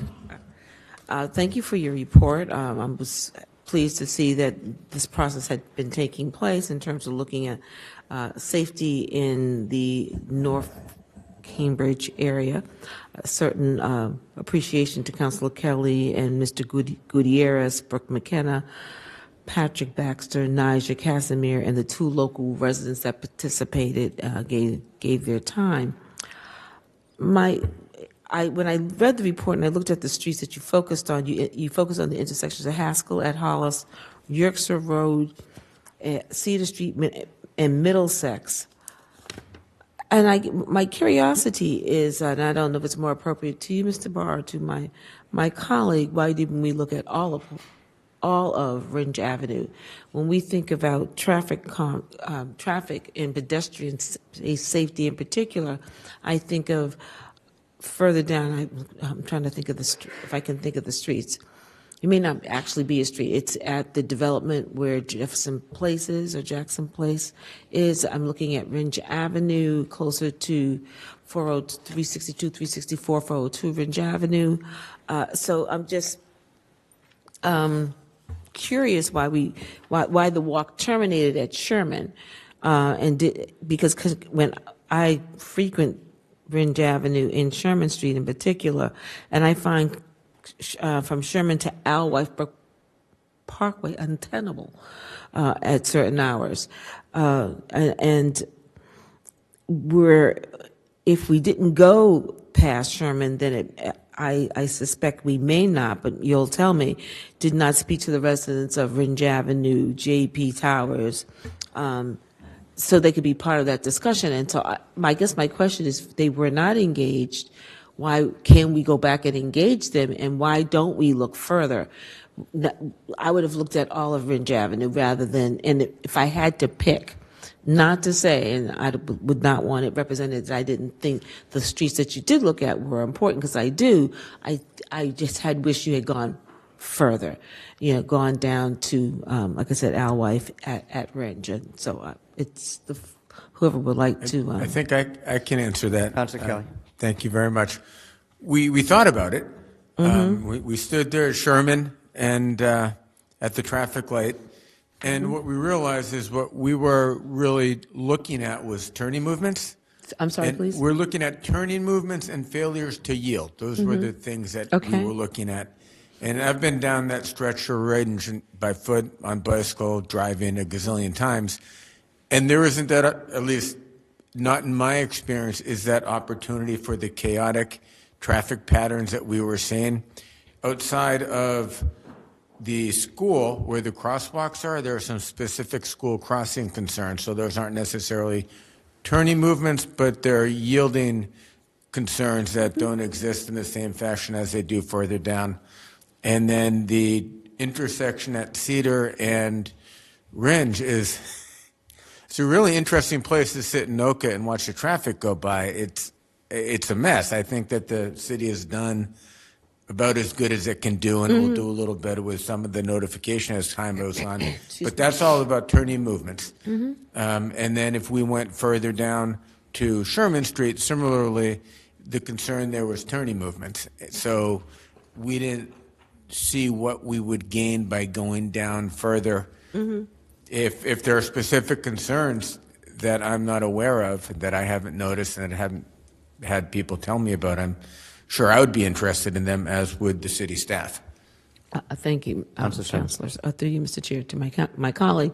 I think if we ask, we will hear the concerns, maybe because we didn't go further down the street. And I'm not saying this is an absolute, but seeing that we were there, seeing that we're looking, let's go a little bit further to find out are there some other issues on that street. I'm concerned, particularly, I said, I hear you're looking at turning movements. Well, there's a turning movement going in and out of 362, 364, 402 Ringe Avenue. There's the turning movement anytime there's any kind of social activity at the field. And so it's just a busy street. And I guess I would respectfully ask to just go a little further and gather as much information and engage and encourage conversation around pedestrian safety, because there's so many children in that area in particular. But, I believe that some residents were not aware of even having a discussion because of the area that you sort of blocked off. You engaged those people. I understand that. I would just say, could we just go a little further and inquire of the people that are on the lower part of Ringe Avenue? Mr. Barr. Excuse me, through you, Mr. Mayor. So as Councilor Kelly mentioned, the original order sort of focused on this area, but we'd be more than happy to do another walk, maybe when the weather's a tad warmer, to, in that section of Ringe Ave from Sherman down to Ellsworth Parkway, obviously recognizing that the intersection in Ellsworth Parkway is beyond our control, but we know, right. There are issues with the turnaround at the field. We know there are issues with the redevelopment or the addition, potential addition of 402 Ringe Avenue. So yes, we're more than happy to work with whoever on the council to do a walk and make sure that as many residents as possible are aware of that. So we can certainly follow up on that over the next month or so and schedule something additional. Okay, very good. Thank you. Thank you. Councilor Zondervan. Thank you, Mr. Mayor. I just wanted to add my support to my colleague's request, and I would be happy to participate. If there's nothing further on placing the matter on file, all those in favor say aye. Those opposed, nay. The ayes have it. The matter is placed on file. We now move to calendar items. Pleasure of the council. Councilor Zondervan. Number 1, please. Pleasure of the council. Number 1, an application was received from Nicholas Fales requesting permission for a curb cut at the premises number 32 Vineyard Street. Said petition has received approval from Inspectional Services, Traffic, Parking, and Transportation, Historical Commission, and Public Works. No neighborhood association in Area 13. Councilor Zondervan. Thank you, Mr. Mayor. 2 things. I'm going to move suspension to bring forward communication and reports from other city officers. Number 1, it's a communication from the Vice Mayor on this issue. On suspension, all those in favor say aye. Those opposed, nay. The ayes have it. I'm bringing forward communications from other city officers. All those in favor say aye. Those opposed, nay. The ayes have it. Councilor Zondervan. Thank you, Mr. Mayor. So I would like to ask that we place this on the table out of respect for the Vice Mayor and her ability to participate. We also still have an unanswered question, which is whether or not that tree is considered public or not, and we have not received a definitive answer yet from Department of Public Works. So if we can place this on the table and continue that conversation so we can ascertain those facts. Further discussion, Councilor Carlone. Thank you, Mr. Mayor. And furthermore, our package does not include a drawing of the driveway. I think it's because it was a large drawing. All it shows is contours of the street and nothing on the site. Now, maybe I didn't get it with the package everybody else got, but I suspect I did since it's automated. And I don't know how we can judge a driveway if we don't see the condition. Okay. So, Madam Clerk, a request has been made to, Councilor Mallon. So I have a question about, we are waiting from the Department of Public Works to tell us whether or not this is a private tree. They've already given their consent. Right, but we Councilor raised, Zondervan. thank you, through you, Mr. Mayor, to my colleague, we've raised the question because the tree was planted on private property, but it has grown into the public way. And I guess they didn't ask that question when the application was first made. I don't know why that issue wasn't raised at the time, but we've raised it subsequently, the vice mayor and I, and we have not received a definitive answer. The commissioner told us that it does appear to be, at first glance, to be in the private way, but he would look at it more closely this week. So we don't have a final determination as to whether or not it should be considered a public tree. Under the law, as I understand it, if the tree is partially in the public way, then it may be subject to the state law governing a public shade tree. Councilor Mallon. Mr. Chair, through you to my colleague, what is partially? Because it looks like from the vice mayor's memo that it's 2/3 on the private property and 1/3 possibly, Possibly, So yes. what is partially, like 1/10, 1/2? So- Any amount, as far as I understand. May, But may, again, may I, yeah, I jump in? I mean, I think this is a question for the city solicitor to answer, and we haven't made a form, if to the legalities of what constitutes, I don't know the answer to that either, and we can all guess, but none of us are attorneys or know the law that well, so we need to make a request of, you are an attorney, Councilor Siddiqui, maybe you know. And Councilor Kelly is an attorney who cuts down trees, so maybe he knows. But we don't have an answer, so if part of whether or not we approve this hinges upon a legal opinion as what constitutes, is this in violation or the state law, we should probably get a legal opinion on that. So, Mr. Chair, we do not have a meeting next week, so this will not be heard until the 25th. Is that correct? Right. Okay, and I'm assuming everybody received the email from the property owner stating that it is not a healthy tree. They have an arborist. It's not, I don't believe that it's in the communications, but we all received an email. Okay, the clerk didn't get it. I don't recall Okay, getting so it, but I will- may have. We can forward it to the clerk so that it can be in for the 25th, but I just wanted to throw that out there because I can't be the only one that saw it. Councilor Carlone. Mr. Mayor, again, we need a drawing of the curb cut. We cannot professionally approve something that doesn't show what they are proposing. So at the same time, we need to ask them to get a clear drawing or copy the drawing appropriately and not this drawing that's submitted. It shows nothing, and it's only a portion of the larger drawing. So it is an insufficient application. No matter what has been decided by the city, what's before us is insufficient. So the clerk can request that the petitioner provide a more accurate drawing. Councilor Zondervan? Thank you, Mr. Mayor. I do recall that Apparently it's in the vice mayor's communication, I'm being told. Yeah, I do recall that in the original application, it did have that piece of information, but for some reason, this copy does not. So I don't know what happened there. Call the question, Mr. Mayor? So, yes, but I think we need to, I'll discuss this with the clerk, maybe it's a late order, just asking for a legal opinion to address that concern. If councilors have that question, the city solicitor is not going to address it unless we actually pass something asking her to address it. Mr. Mayor, correction, there's nothing in Jan Devereaux's report that shows the site plan. Okay, thank you. So we need 5 votes to keep this matter on the table. Pleasure, I can do this on a voice vote. All those in favor of keeping this matter on the table, say aye. Aye. Those opposed, nay. The ayes have it, and the matter is placed on the table. You also have to refer communication request to this communication, so it's all together. Okay, so we also have to refer Vice Mayor's communication to this application. All those in favor say aye. Those opposed, nay. The ayes have it.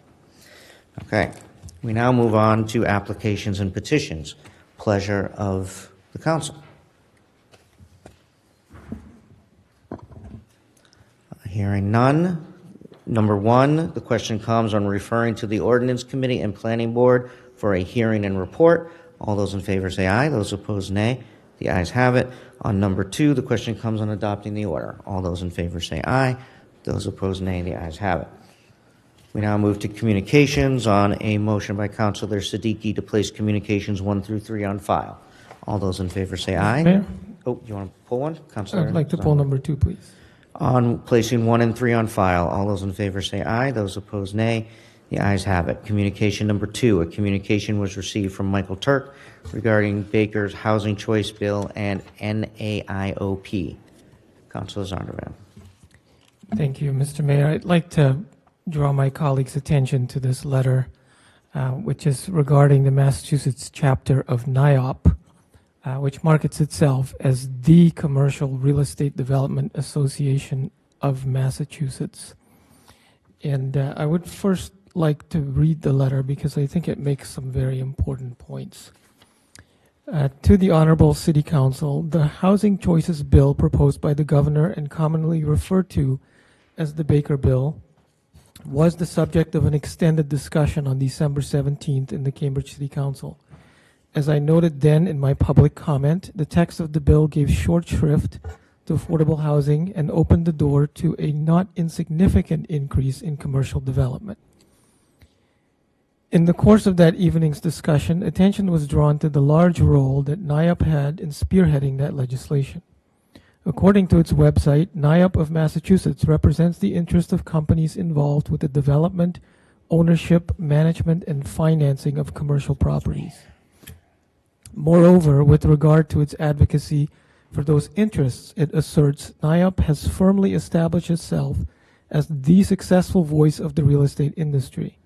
In fact, NIOP has touted its ability to shape legislation at the State House, complete with a list of 2018 government affairs accomplishments, a copy of which is enclosed as Attachment A.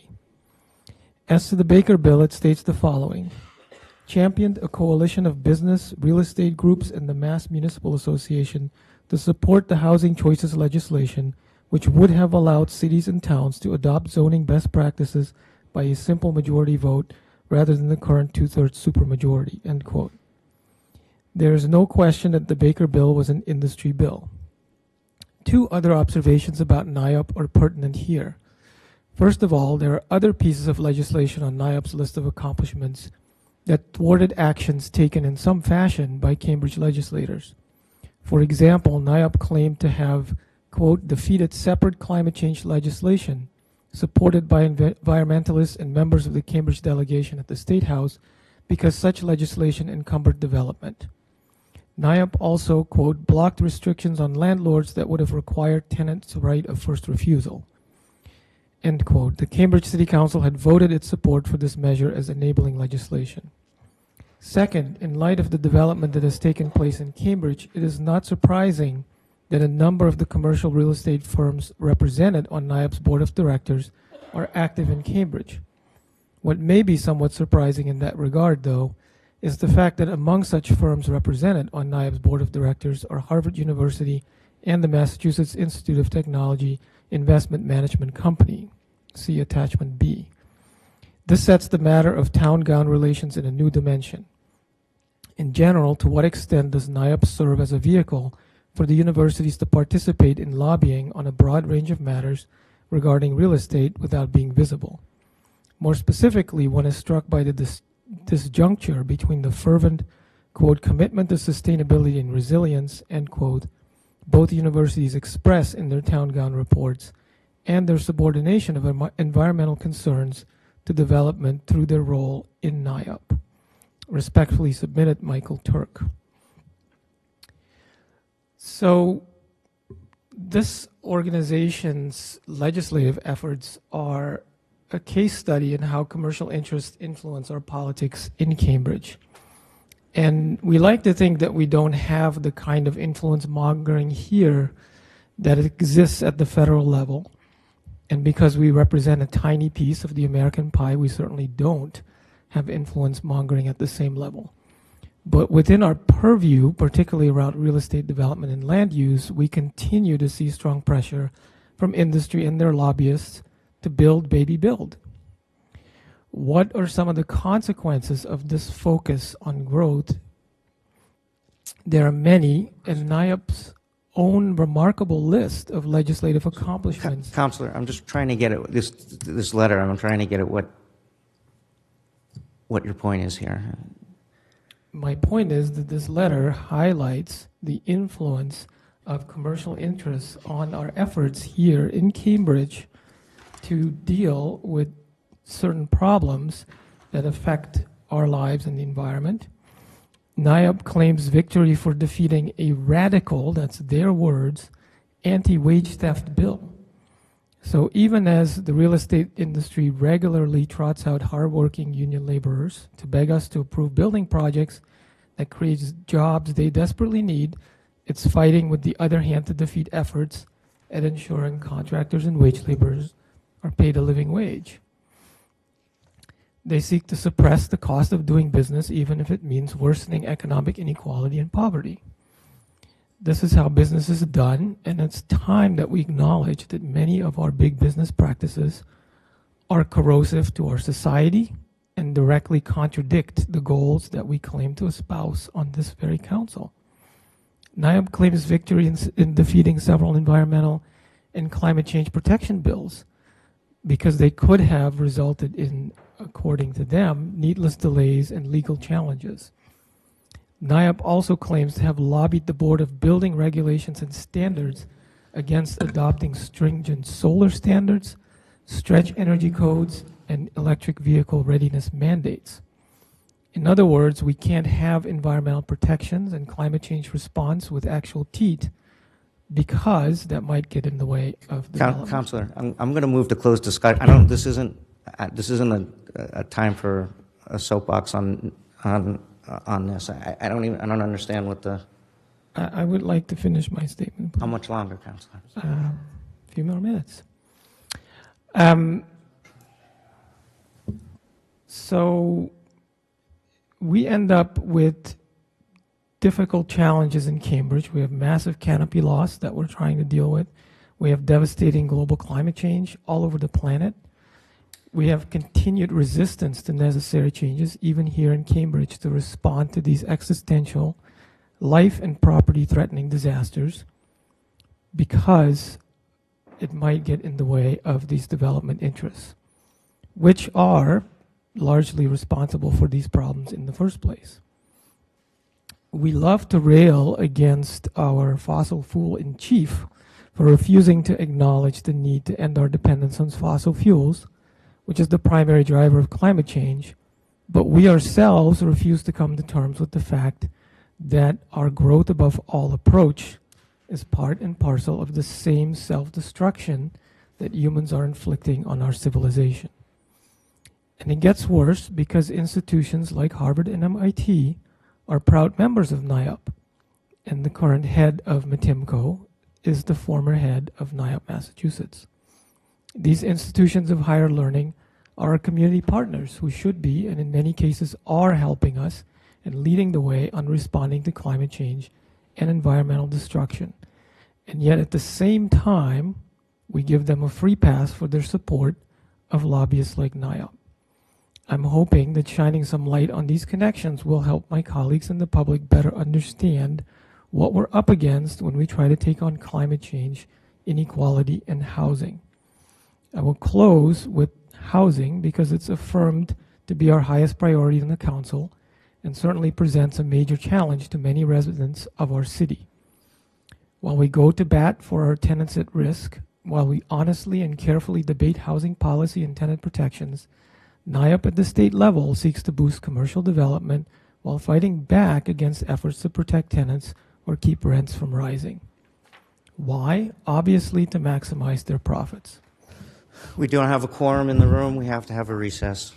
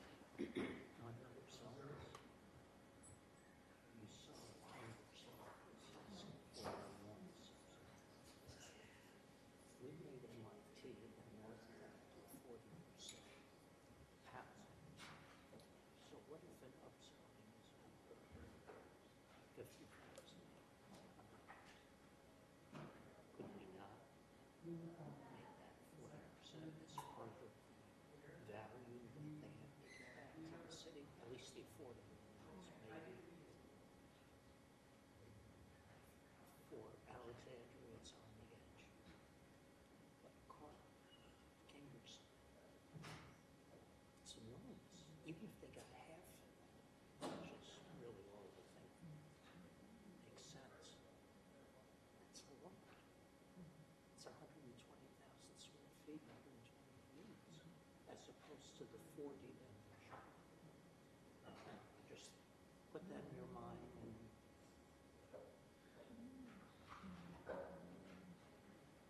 yeah, what I'm going to propose is that we focus on commercial districts where the change is going to occur. And I think the city, which the city doesn't want to do, is to buy properties as they come up. And I'm telling you everything I'm thinking, and you literally condominiumize the building and potential building. The city retains the retail, the nonprofits build above. I mean, you're not down building, but in essence, so the retail is kept low rate. I'm sorry. Yeah, it's just pictures, it's not a plan. No, he's got the He's still got to have the plan.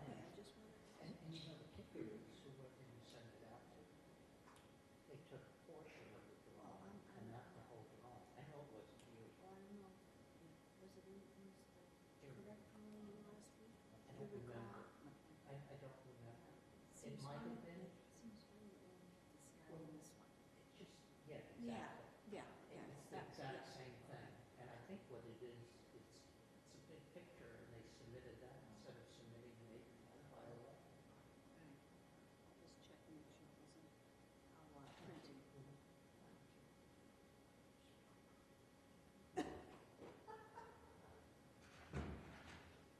So I think there's version and quorum being present, council is back in session.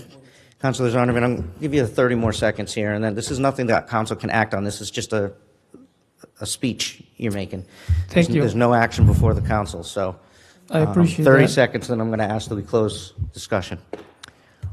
So, among their accomplishments, NIAP lists defeated far-reaching zoning legislation that would have added expense and delay to the land development process in Massachusetts, eliminating the approval not required process, reducing the scope of zoning freeze protection under current law, authorizing impact fees without limitation, and mandating inclusionary zoning without incentives.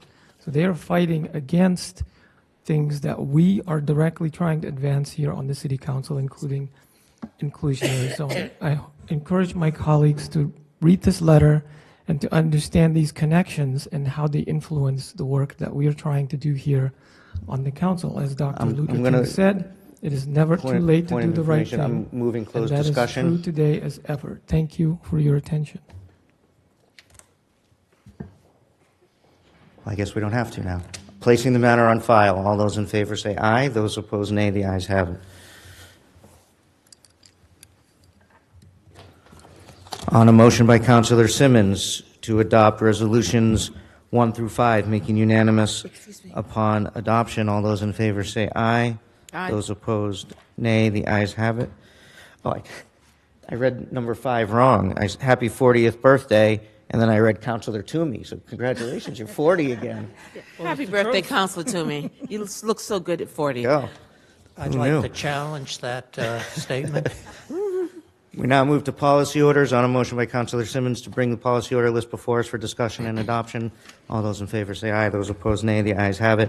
Pleasure of the council. Councilor Chair, Simmons. I'd like to pull 5 and 6. Mr. Mayor? Oh, number Councilor 8, Toomey? please. I'm sorry, I didn't hear. 8, did you say? 8, yeah. Pleasure of the council. I'm going to pull number 1 and number 2. Move the balance. Anything else? On the balance. All those in favor say aye. Aye. Those opposed, nay. The ayes have it. We move to number 1. City Council go on record reaffirming its support of the homeless issues bills awaiting action in the House and Senate, and entreats its elected delegation in both bodies to actively work on moving these measures out of respective committees and towards adoption. This was filed by myself, Councilor Dickey, Councilor Mallon, and Councilor Simmons. Just want to point out a couple things about these bills. Once again, I want to thank the council. We've supported many bills at the state legislature in support and of the well-being and dignity of our residents experiencing homelessness. We talked about, at my State of the City, I mentioned a new program that we're launching to help pay the fees associated with getting a Massachusetts ID, which often stands in the way of homeless folks accessing services. One of these bills that we would be endorsing would basically provide Mass IDs across the state to homeless folks because they can't access services unless they have a state ID, and that's often a hurdle for them. And so that's the first one. So on number 1, all those in favor say aye. Mr. Chair? Oh, I'm sorry. I just Greg? comment on the Councilor ID Kelly. part. You frequently can't take a bus, like a Greyhound bus or any of these other long-distance buses, without some sort of government-issued ID. So if you don't have a government-issued ID, you are challenged in so many ways that most of us can't even imagine. So this is a great thing to support. Yeah, thank you. On number 1, all those in favor say aye. Those opposed, nay. The ayes have it. Number 2, that the City Council support legislation that protects children. This is filed by myself, Councilor Siddiqui, Councilor Mallon, and Councilor Simmons. This is a bill that ensures that Massachusetts remains committed to the well-being and outcomes of our youth. This is being sponsored by Rep. Decker, our own Rep. Decker in the House, and Senator DiDomenico in the Senate. The act is to lift the cap on kids. It recognizes the needs of families increase as their size, the needs that families increases as their size increases. The state currently prohibits children from receiving transitional aid to families with dependent children because they were not conceived while their family was participating in the program. Similarly, the proposed act to lift children out of deep poverty would tie benefits to the family size, stipulating that they receive 50% of the federal poverty level for the household size. Rep. Decker's bill to protect families experiencing homelessness. This is another part of the bill to protect families experiencing homelessness from having to sleep in unsafe places would remove the ridiculous stipulation that a child must spend a night in a dangerous place not fit for human habitation. That is the actual language. A child has to spend a night in a place not fit for human habitation in order to get services. And so, you know, I don't know, a safety net is not a real safety net if you have to hit the ground before it pulls you back up. So this is, to me, an absolute necessity. It was passed out of the House last session and vetoed by the governor. So we need to make sure that we, I think, express our support for this. Again, I want to thank the council for always stepping up to support those in our community who are experiencing homelessness. So on number 2, if there is no further discussion, all those in favor say aye. Those opposed, nay. The ayes have it. We now move to policy order number 5, that the city manager is requested to direct the appropriate city staff to take an inventory of the empty tree wells in the port and to establish a plan for replenishing these throughout the spring season and determine where additional smart trash receptacles can be placed throughout the port. Filed by Councilor Simmons, Councilor Mallon, Councilor Siddiqui, and Councilor Kelly. Councilor Simmons. Thank you. Before I speak on number 5, Mr. Mayor, I'd like to ask for suspension of the rules in unanimous consent. I pulled 6 and I meant to pull 10 because I wanted to offer an amendment on it. It has to do with the Housing Committee meeting. And so I wanted unanimous consent that when we got to the end of the agenda, I could pull it but to bring it to the floor to make an amendment. We have to do a little house cleaning on 9 as well, so we'll take that up Very at the good. end. Okay, very good. Thank you. So back to number 5. The policy order, this policy order basically came out of the Safe Streets meeting that we had just recently, and I want to thank my colleagues that were able to attend. The Safe Streets meetings are meetings that I have been holding for a number of years. It's open to the public. It's advertised publicly. Anyone and all that want to participate are certainly welcome, and I do thank my colleagues that attended, all of whom are co-sponsors on this order. In that meeting, as we talked about the port in particular, and that's why the meeting was there, it was not just to address the issue of safety through the lens of looking at crimes and problems of that nature. It also had to do with what the neighborhood looked like.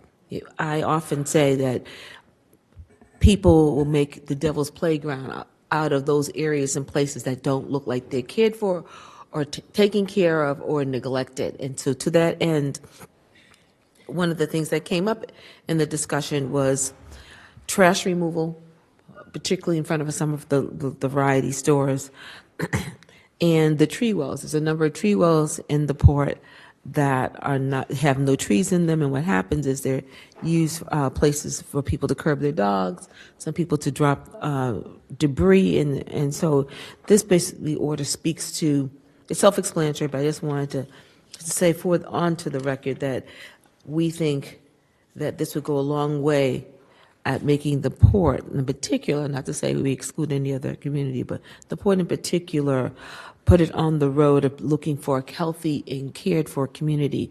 There are extraordinary people that live in that neighborhood that live there 2 and 3 generations, and I think this would go a long way to make the neighborhood a healthier place. And we're trying to be proactive by looking at it here in February and not waiting until the weather gets warm. Thank you. I hope that my colleagues will support this order. I respectfully yield the floor. Thank you. I have Councilor Carlin. Thank you, Mr. Mayor. Not only do I support this, I would like to suggest that we be a little more specific. And what I mean by that is I know much of the port is going to be dug up and possibly some sidewalks done over. And what we learned in a project on Upper Mass Avenue was the soil was so bad and tainted that we literally replaced 8 times the normal soil when a sidewalk was built. And the reason why I'm mentioning that with healthy soil, mentioning that is the trees are very healthy. And in the 5 years since, they've grown significantly, even though there's heavy pollution on Mass Avenue. And I'm sure that's a result of the greater earth amount, new earth, and the maintenance. To maintain trees, you need 3 years of watering.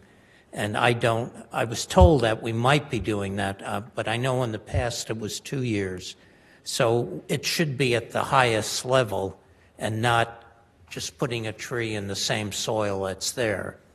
So I hope indeed we modify this, and including enlarging the size of the opening where possible.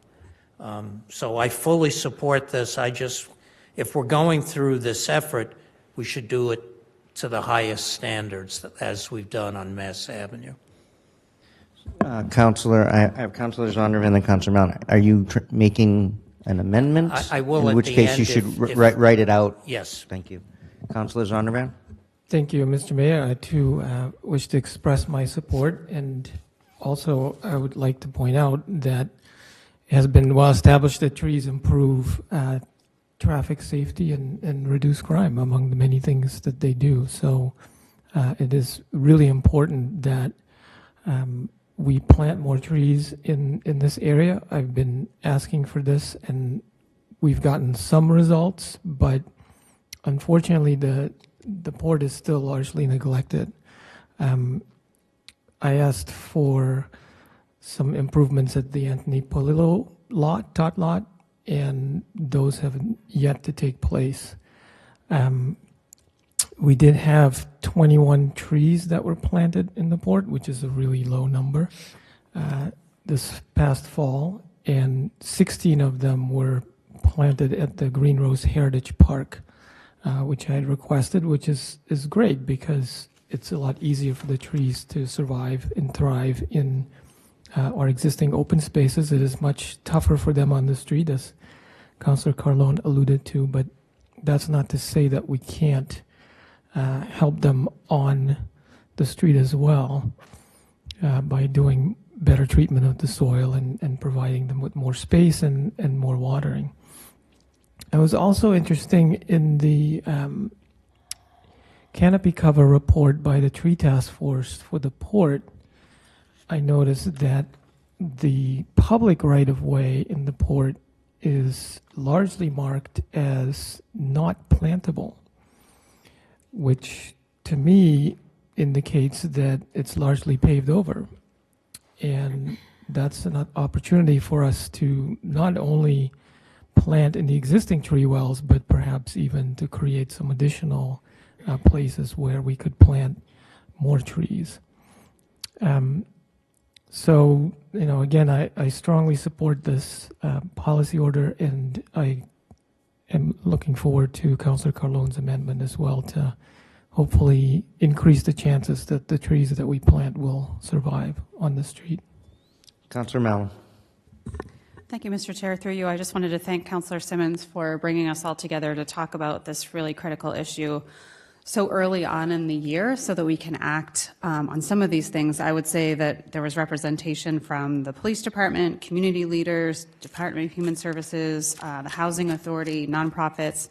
There are a lot of people there talking about not just tree wells and not just big belly receptacles, but things like workforce development, employment programs, different things that we can do in the port this summer to make sure that we don't have an uptick in gun violence like we do every summer. And I really, these were just two items that kind of rose to the top because we knew that we needed to get them in before the budget. But I look forward to more conversations. And again, I just wanted to thank Councillor Simmons for always bringing this to the forefront. I feel like we talk about trees a lot in here, and we talk about bikes a lot in here. And what we don't always talk about is being proactive about our most vulnerable residents and what happens in the summertime around gun violence. And so I'm happy to be having this conversation tonight, and I look forward to it continuing. I see Councillor Carlone is still writing, so I'll use the opportunity also to thank you, Councillor Simmons.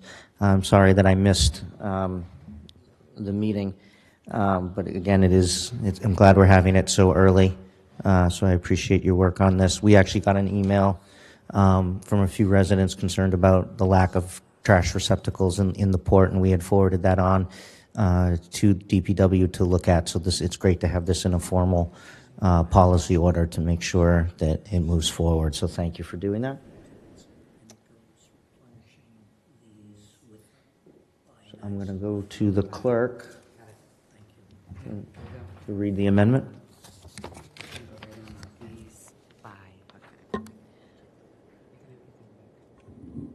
The amendment being offered by Councillor Carlone is in the first audit. After the word replenishing these, he is adding by maximizing the size of the sidewalk opening, increasing the amount of soil replacement with a healthy mixture and improved maintenance throughout the spring season.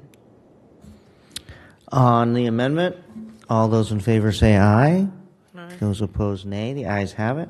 On the order as amended, all those in favor say aye. Those opposed, nay. The ayes have it. Councillor Simmons, you pulled number 6, but you didn't want to pull number 6. Okay, so on number 6, all those in favor say aye. Those opposed, nay. The ayes have it.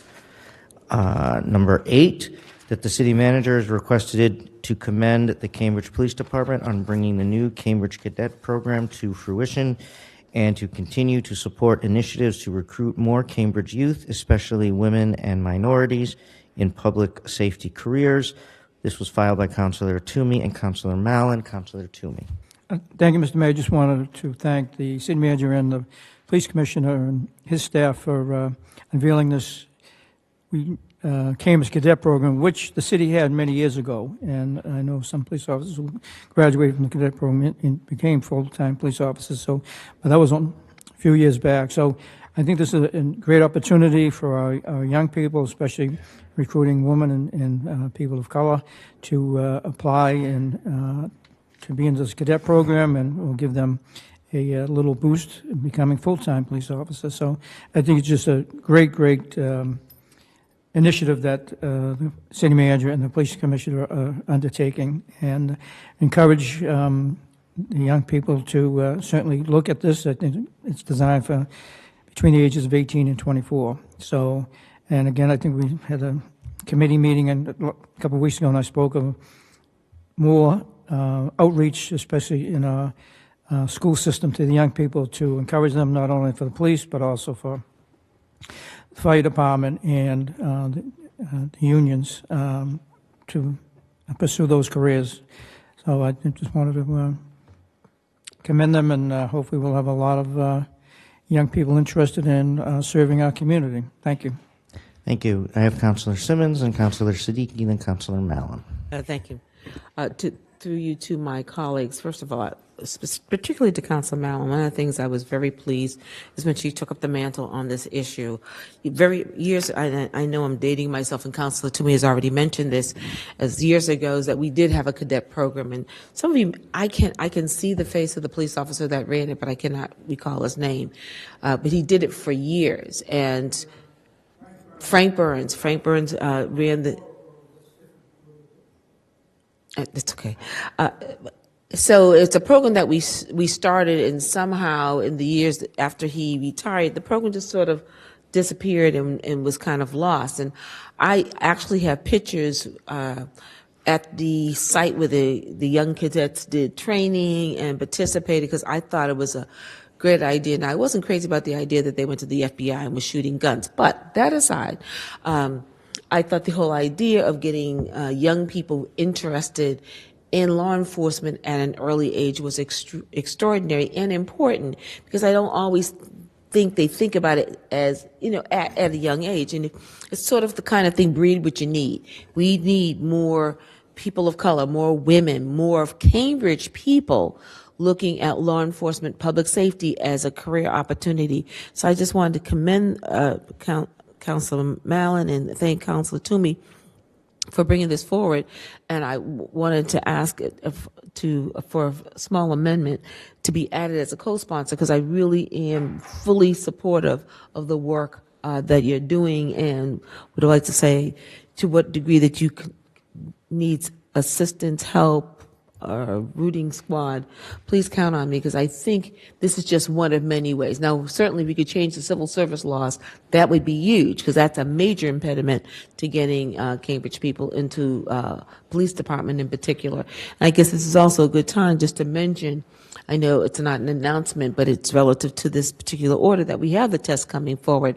And we just had, I want to say, Superintendent Elo spoke to it at, I think it was at the Safe Streets meeting. Here we have this window, please apply. So to what degree in the next few weeks that we have to get that word out to try to get more young men and women into the public safety career area. I yield the floor. Thank you. Councilor Siddiqui. Thank you, Mr. Mayor. I echo my colleagues' thoughts on this. On Thursday night, we heard from Superintendent Christine Elo about this program and her excitement that it would be brought back, and specifically how it will be a great resource for those who may not be ready for college, and it's a paid position, and they'll receive a preference on the civil service exam. So this program is getting to concrete ways that the department and cities are thinking about increasing diversity and creating pipelines. And so this, as Councillor Simmons said, thank you to everyone who's worked on this, and I look forward to seeing the results. Councilor Mallon. Thank you, Mr. Chair. I was also going to mention that Superintendent Elo, who is the first woman and woman of color to hold such a high position in the Cambridge Police Department, was actually honored at this year's NAACP brunch. And she reminded us that only 10% of the 300 police officers are women. And if you look at the top earners every single year in the Cambridge Chronicle, the top earners are always in public safety. So these are really important careers for all of our kids, important, I would say, women as well. We want to make sure that we get more Cambridge residents involved in our police force, especially minorities and especially women. And I think this is going to be a great way to bridge that gap between when kids are really excited about the police academy that happens in the summer through the Mayor Summer Youth Program. And if they really like public safety and really want to do it as a career, there's nothing that they can do until they join the police academy when they're 21. So this is a great bridge to a public safety career. I want to commend the police commissioner and his team, and especially Manisha over at the police department, and their solicitor have worked very, very hard to make sure that this gets up and running. And thank you to the city manager and his team for funding it, because it is going to be a paid program, and it's definitely, I think, worth the money. And I look forward to seeing our first class this September. Quick question, Councilor Mallon. I don't know how much in the weeds you are on this, but do we know about sort of what the outreach is going to be specifically to young women and people of color? Because we could start this cadet program, but it might not pull in those populations that we want to. Yeah, that's a great question. I think I've talked to the police department about this. They have an extensive outreach right now through Kesson Green to the high school and to the youth. I would say that I'm in a WhatsApp group with the Islamic Society of Boston over on Prospect Street, and I saw them actually advertise it on their WhatsApp group. So they really are reaching out into all the different minority communities and making sure we're having a diverse set of kids as possible. Great.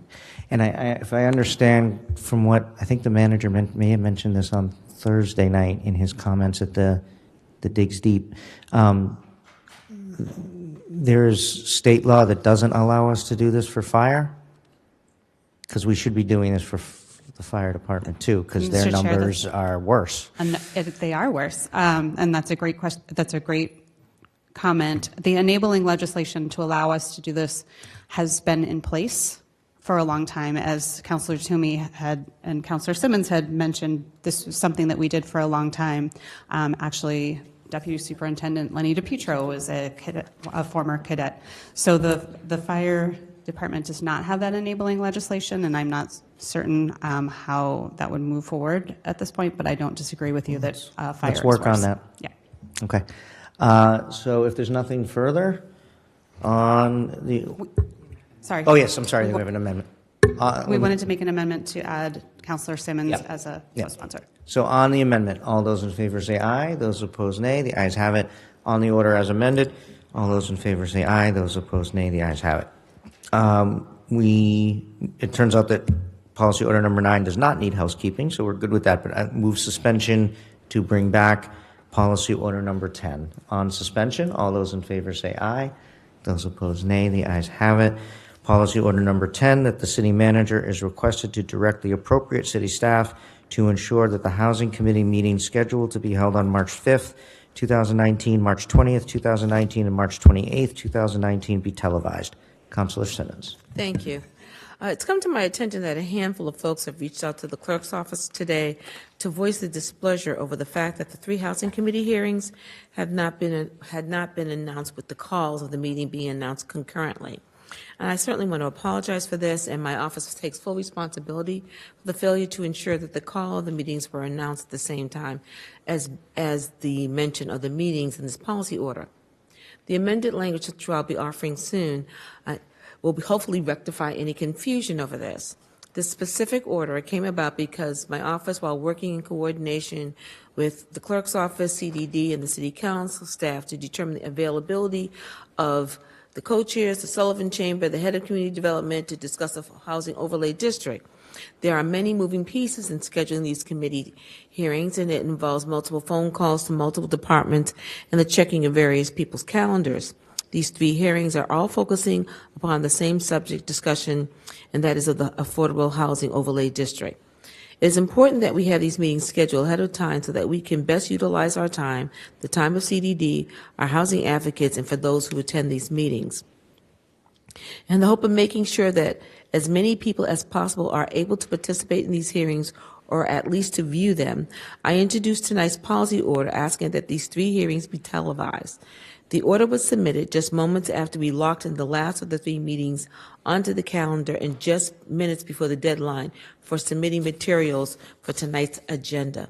So again, I apologize for erring on not including the calls for these 3 hearings in the policy order I submitted. Tonight I'm correcting that, and I shall certainly be more mindful and more careful on this in the future. I trust that this week these 3 hearings will be added to the city's calendar with the correct calls. The first of these hearings are scheduled for March 5th. It is 22 days from now. That is well beyond the 48-hour period for public notices that the law requires. I thank my colleagues for their support in amending this order, and I hope we get fantastic attendance for these upcoming hearings that kick off 3 weeks from now. And it basically says on March 5th, 20th, and 28th, the Housing Committee is scheduled to meet with the official call for this meeting being the Housing Committee shall meet to continue discussions on the Affordable Housing Overlay District. And it goes on to say now, therefore, be it resolved. Thank you, and thank you, Councilor Simmons. Also, I mean, I think that this is an important subject, and you know, when we in the past when we've had very important issues, we have scheduled meetings in the same month. I don't this. Sometimes we fall into this, we have to do one a month kind of thing, and sometimes I'm never quite understood why we have to do that. So I appreciate, you know, you're putting these meetings close together. I think it's also helpful because things stay fresh in people's minds. So I appreciate that. So on the amendment, all those in favor say aye. Those Aye. opposed, nay. Oh. It should be a co-sponsored order by myself and my co-chair. Okay. So the First Amendment, on all in favor say aye. Those opposed, nay. The ayes have it. On adding Councilor Siddiqui, all those in favor say aye. Those opposed, nay. The ayes have it. On the order as amended, all those in favor say aye. Those opposed, nay. The ayes have it.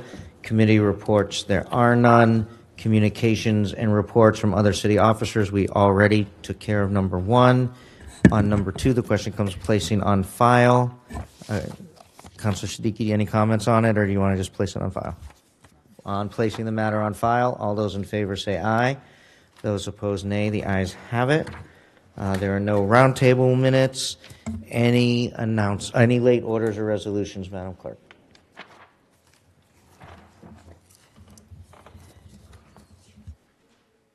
No late resolutions. We have a late order on suspension. Roll call.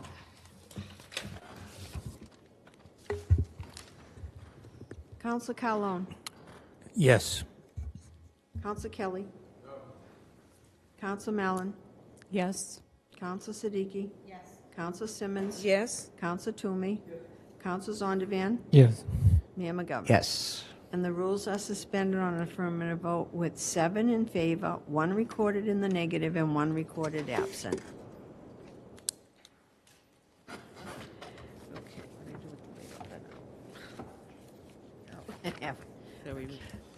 The late order is submitted by the mayor, which reads, ordered that the city manager be and hereby is requested to direct the city solicitor to provide the city council with a legal opinion on whether the tree located at 32 Vineyard Street, which is the subject of a curb cut application, is a public shade tree pursuant to state law. All those in favor say aye. Aye. Those opposed, nay. The ayes have it. Announcements. Mr. Chair, while we're still Councilor in Simmons. thank you. While we're still in suspension, this is sort of an announcement, but not. We are scheduled to have a roundtable tomorrow, and in lieu of the weather prediction for bad weather, and where so many, not so much the council and the school committee, because we're all here, we live in Cambridge, but the staff does not. I just wanted to put it to you, Mr. Chair, as the caller of roundtables. Should we consider rescheduling because of the proposed inclement weather? Thank you. And considering that the mayor has nothing to say about canceling school on snow days, even though everybody Think you do? blames me for it, I do actually have a say in this. So I'm going to make a decision by noon tomorrow. I know the weather report, it keeps fluctuating a little bit. We're just running up against it in terms of the schedule. It's not a lot of time, and I just would be afraid of not having that roundtable. But obviously, I want to make sure, as you said, Councilor Simmons, it's not just us who may live within the city bounds, but there's a lot of staff that would be there that don't, and I'd want to be considerate of them. So I'll make a decision by noon tomorrow. Any announcements? Councilor Mallon. Socks? Socks. So we are having the Warm Hearts for Warm Feet wool sock drive from now until Thursday, which is Valentine's Day. I'm happy to announce that we have collected over 1,200 pairs of wool socks for homeless residents at the Albany Street Shelter and other nearby shelters here in Cambridge.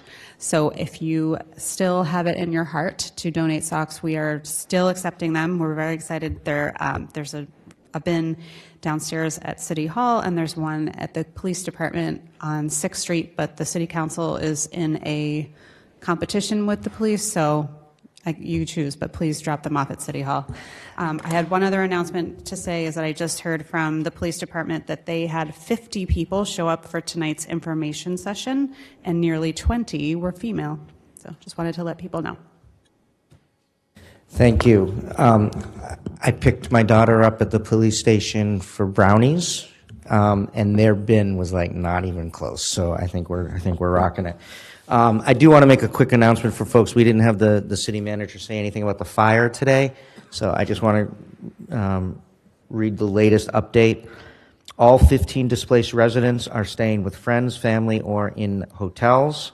The building is boarded up, secured, and the owner is creating a schedule so tenants may access their units to secure their personal effects. Tomorrow, Cambridge Emergency Management staff will contact the displaced occupants to determine their future needs and to provide them with guidance. Staff will coordinate as necessary with other city agencies such as the Multi-Service Center or Community Development to assist the displaced residents with their housing needs. Also, the American Red Cross will contact all of the displaced occupants within the next 48 hours to provide further assistance if needed. One firefighter was transported from the scene and was treated and released from the hospital. A second firefighter received stitches in his hand. No other injuries were reported. The cause of the fire remains under investigation, and we will also obviously be talking about how the mayor's fire fund relates to these folks as well. So that's just an update on that. February 28th, open mic night in the Sullivan Chamber in honor of Black History Month. We're asking all different types of performers to come and perform and be part of that event. Any other announcements? Happy Valentine's Day. Happy Valentine's Day. Happy Valentine's Day. We'll all be here in an ordinance committee meeting. Councilor Mallon. I have one more announcement, and that is to say happy birthday to Councilor Siddiqui. It was her birthday yesterday. Happy birthday, Councilor Siddiqui. Happy birthday. Councilor Mr. Mayor, Zondervan. I would like to announce that I will be participating in the open mic event and reading some of my original poetry. So for those who would like to endure, please join us. Only you said endure. Mr. Mayor, I'm sorry. I have so many one-liners going through my head. Please, Councilor Carlo. Could you please ask Councilor Zondervan what time he expects to perform? I think we'll leave that as a surprise. I will be early on the schedule, I've been told.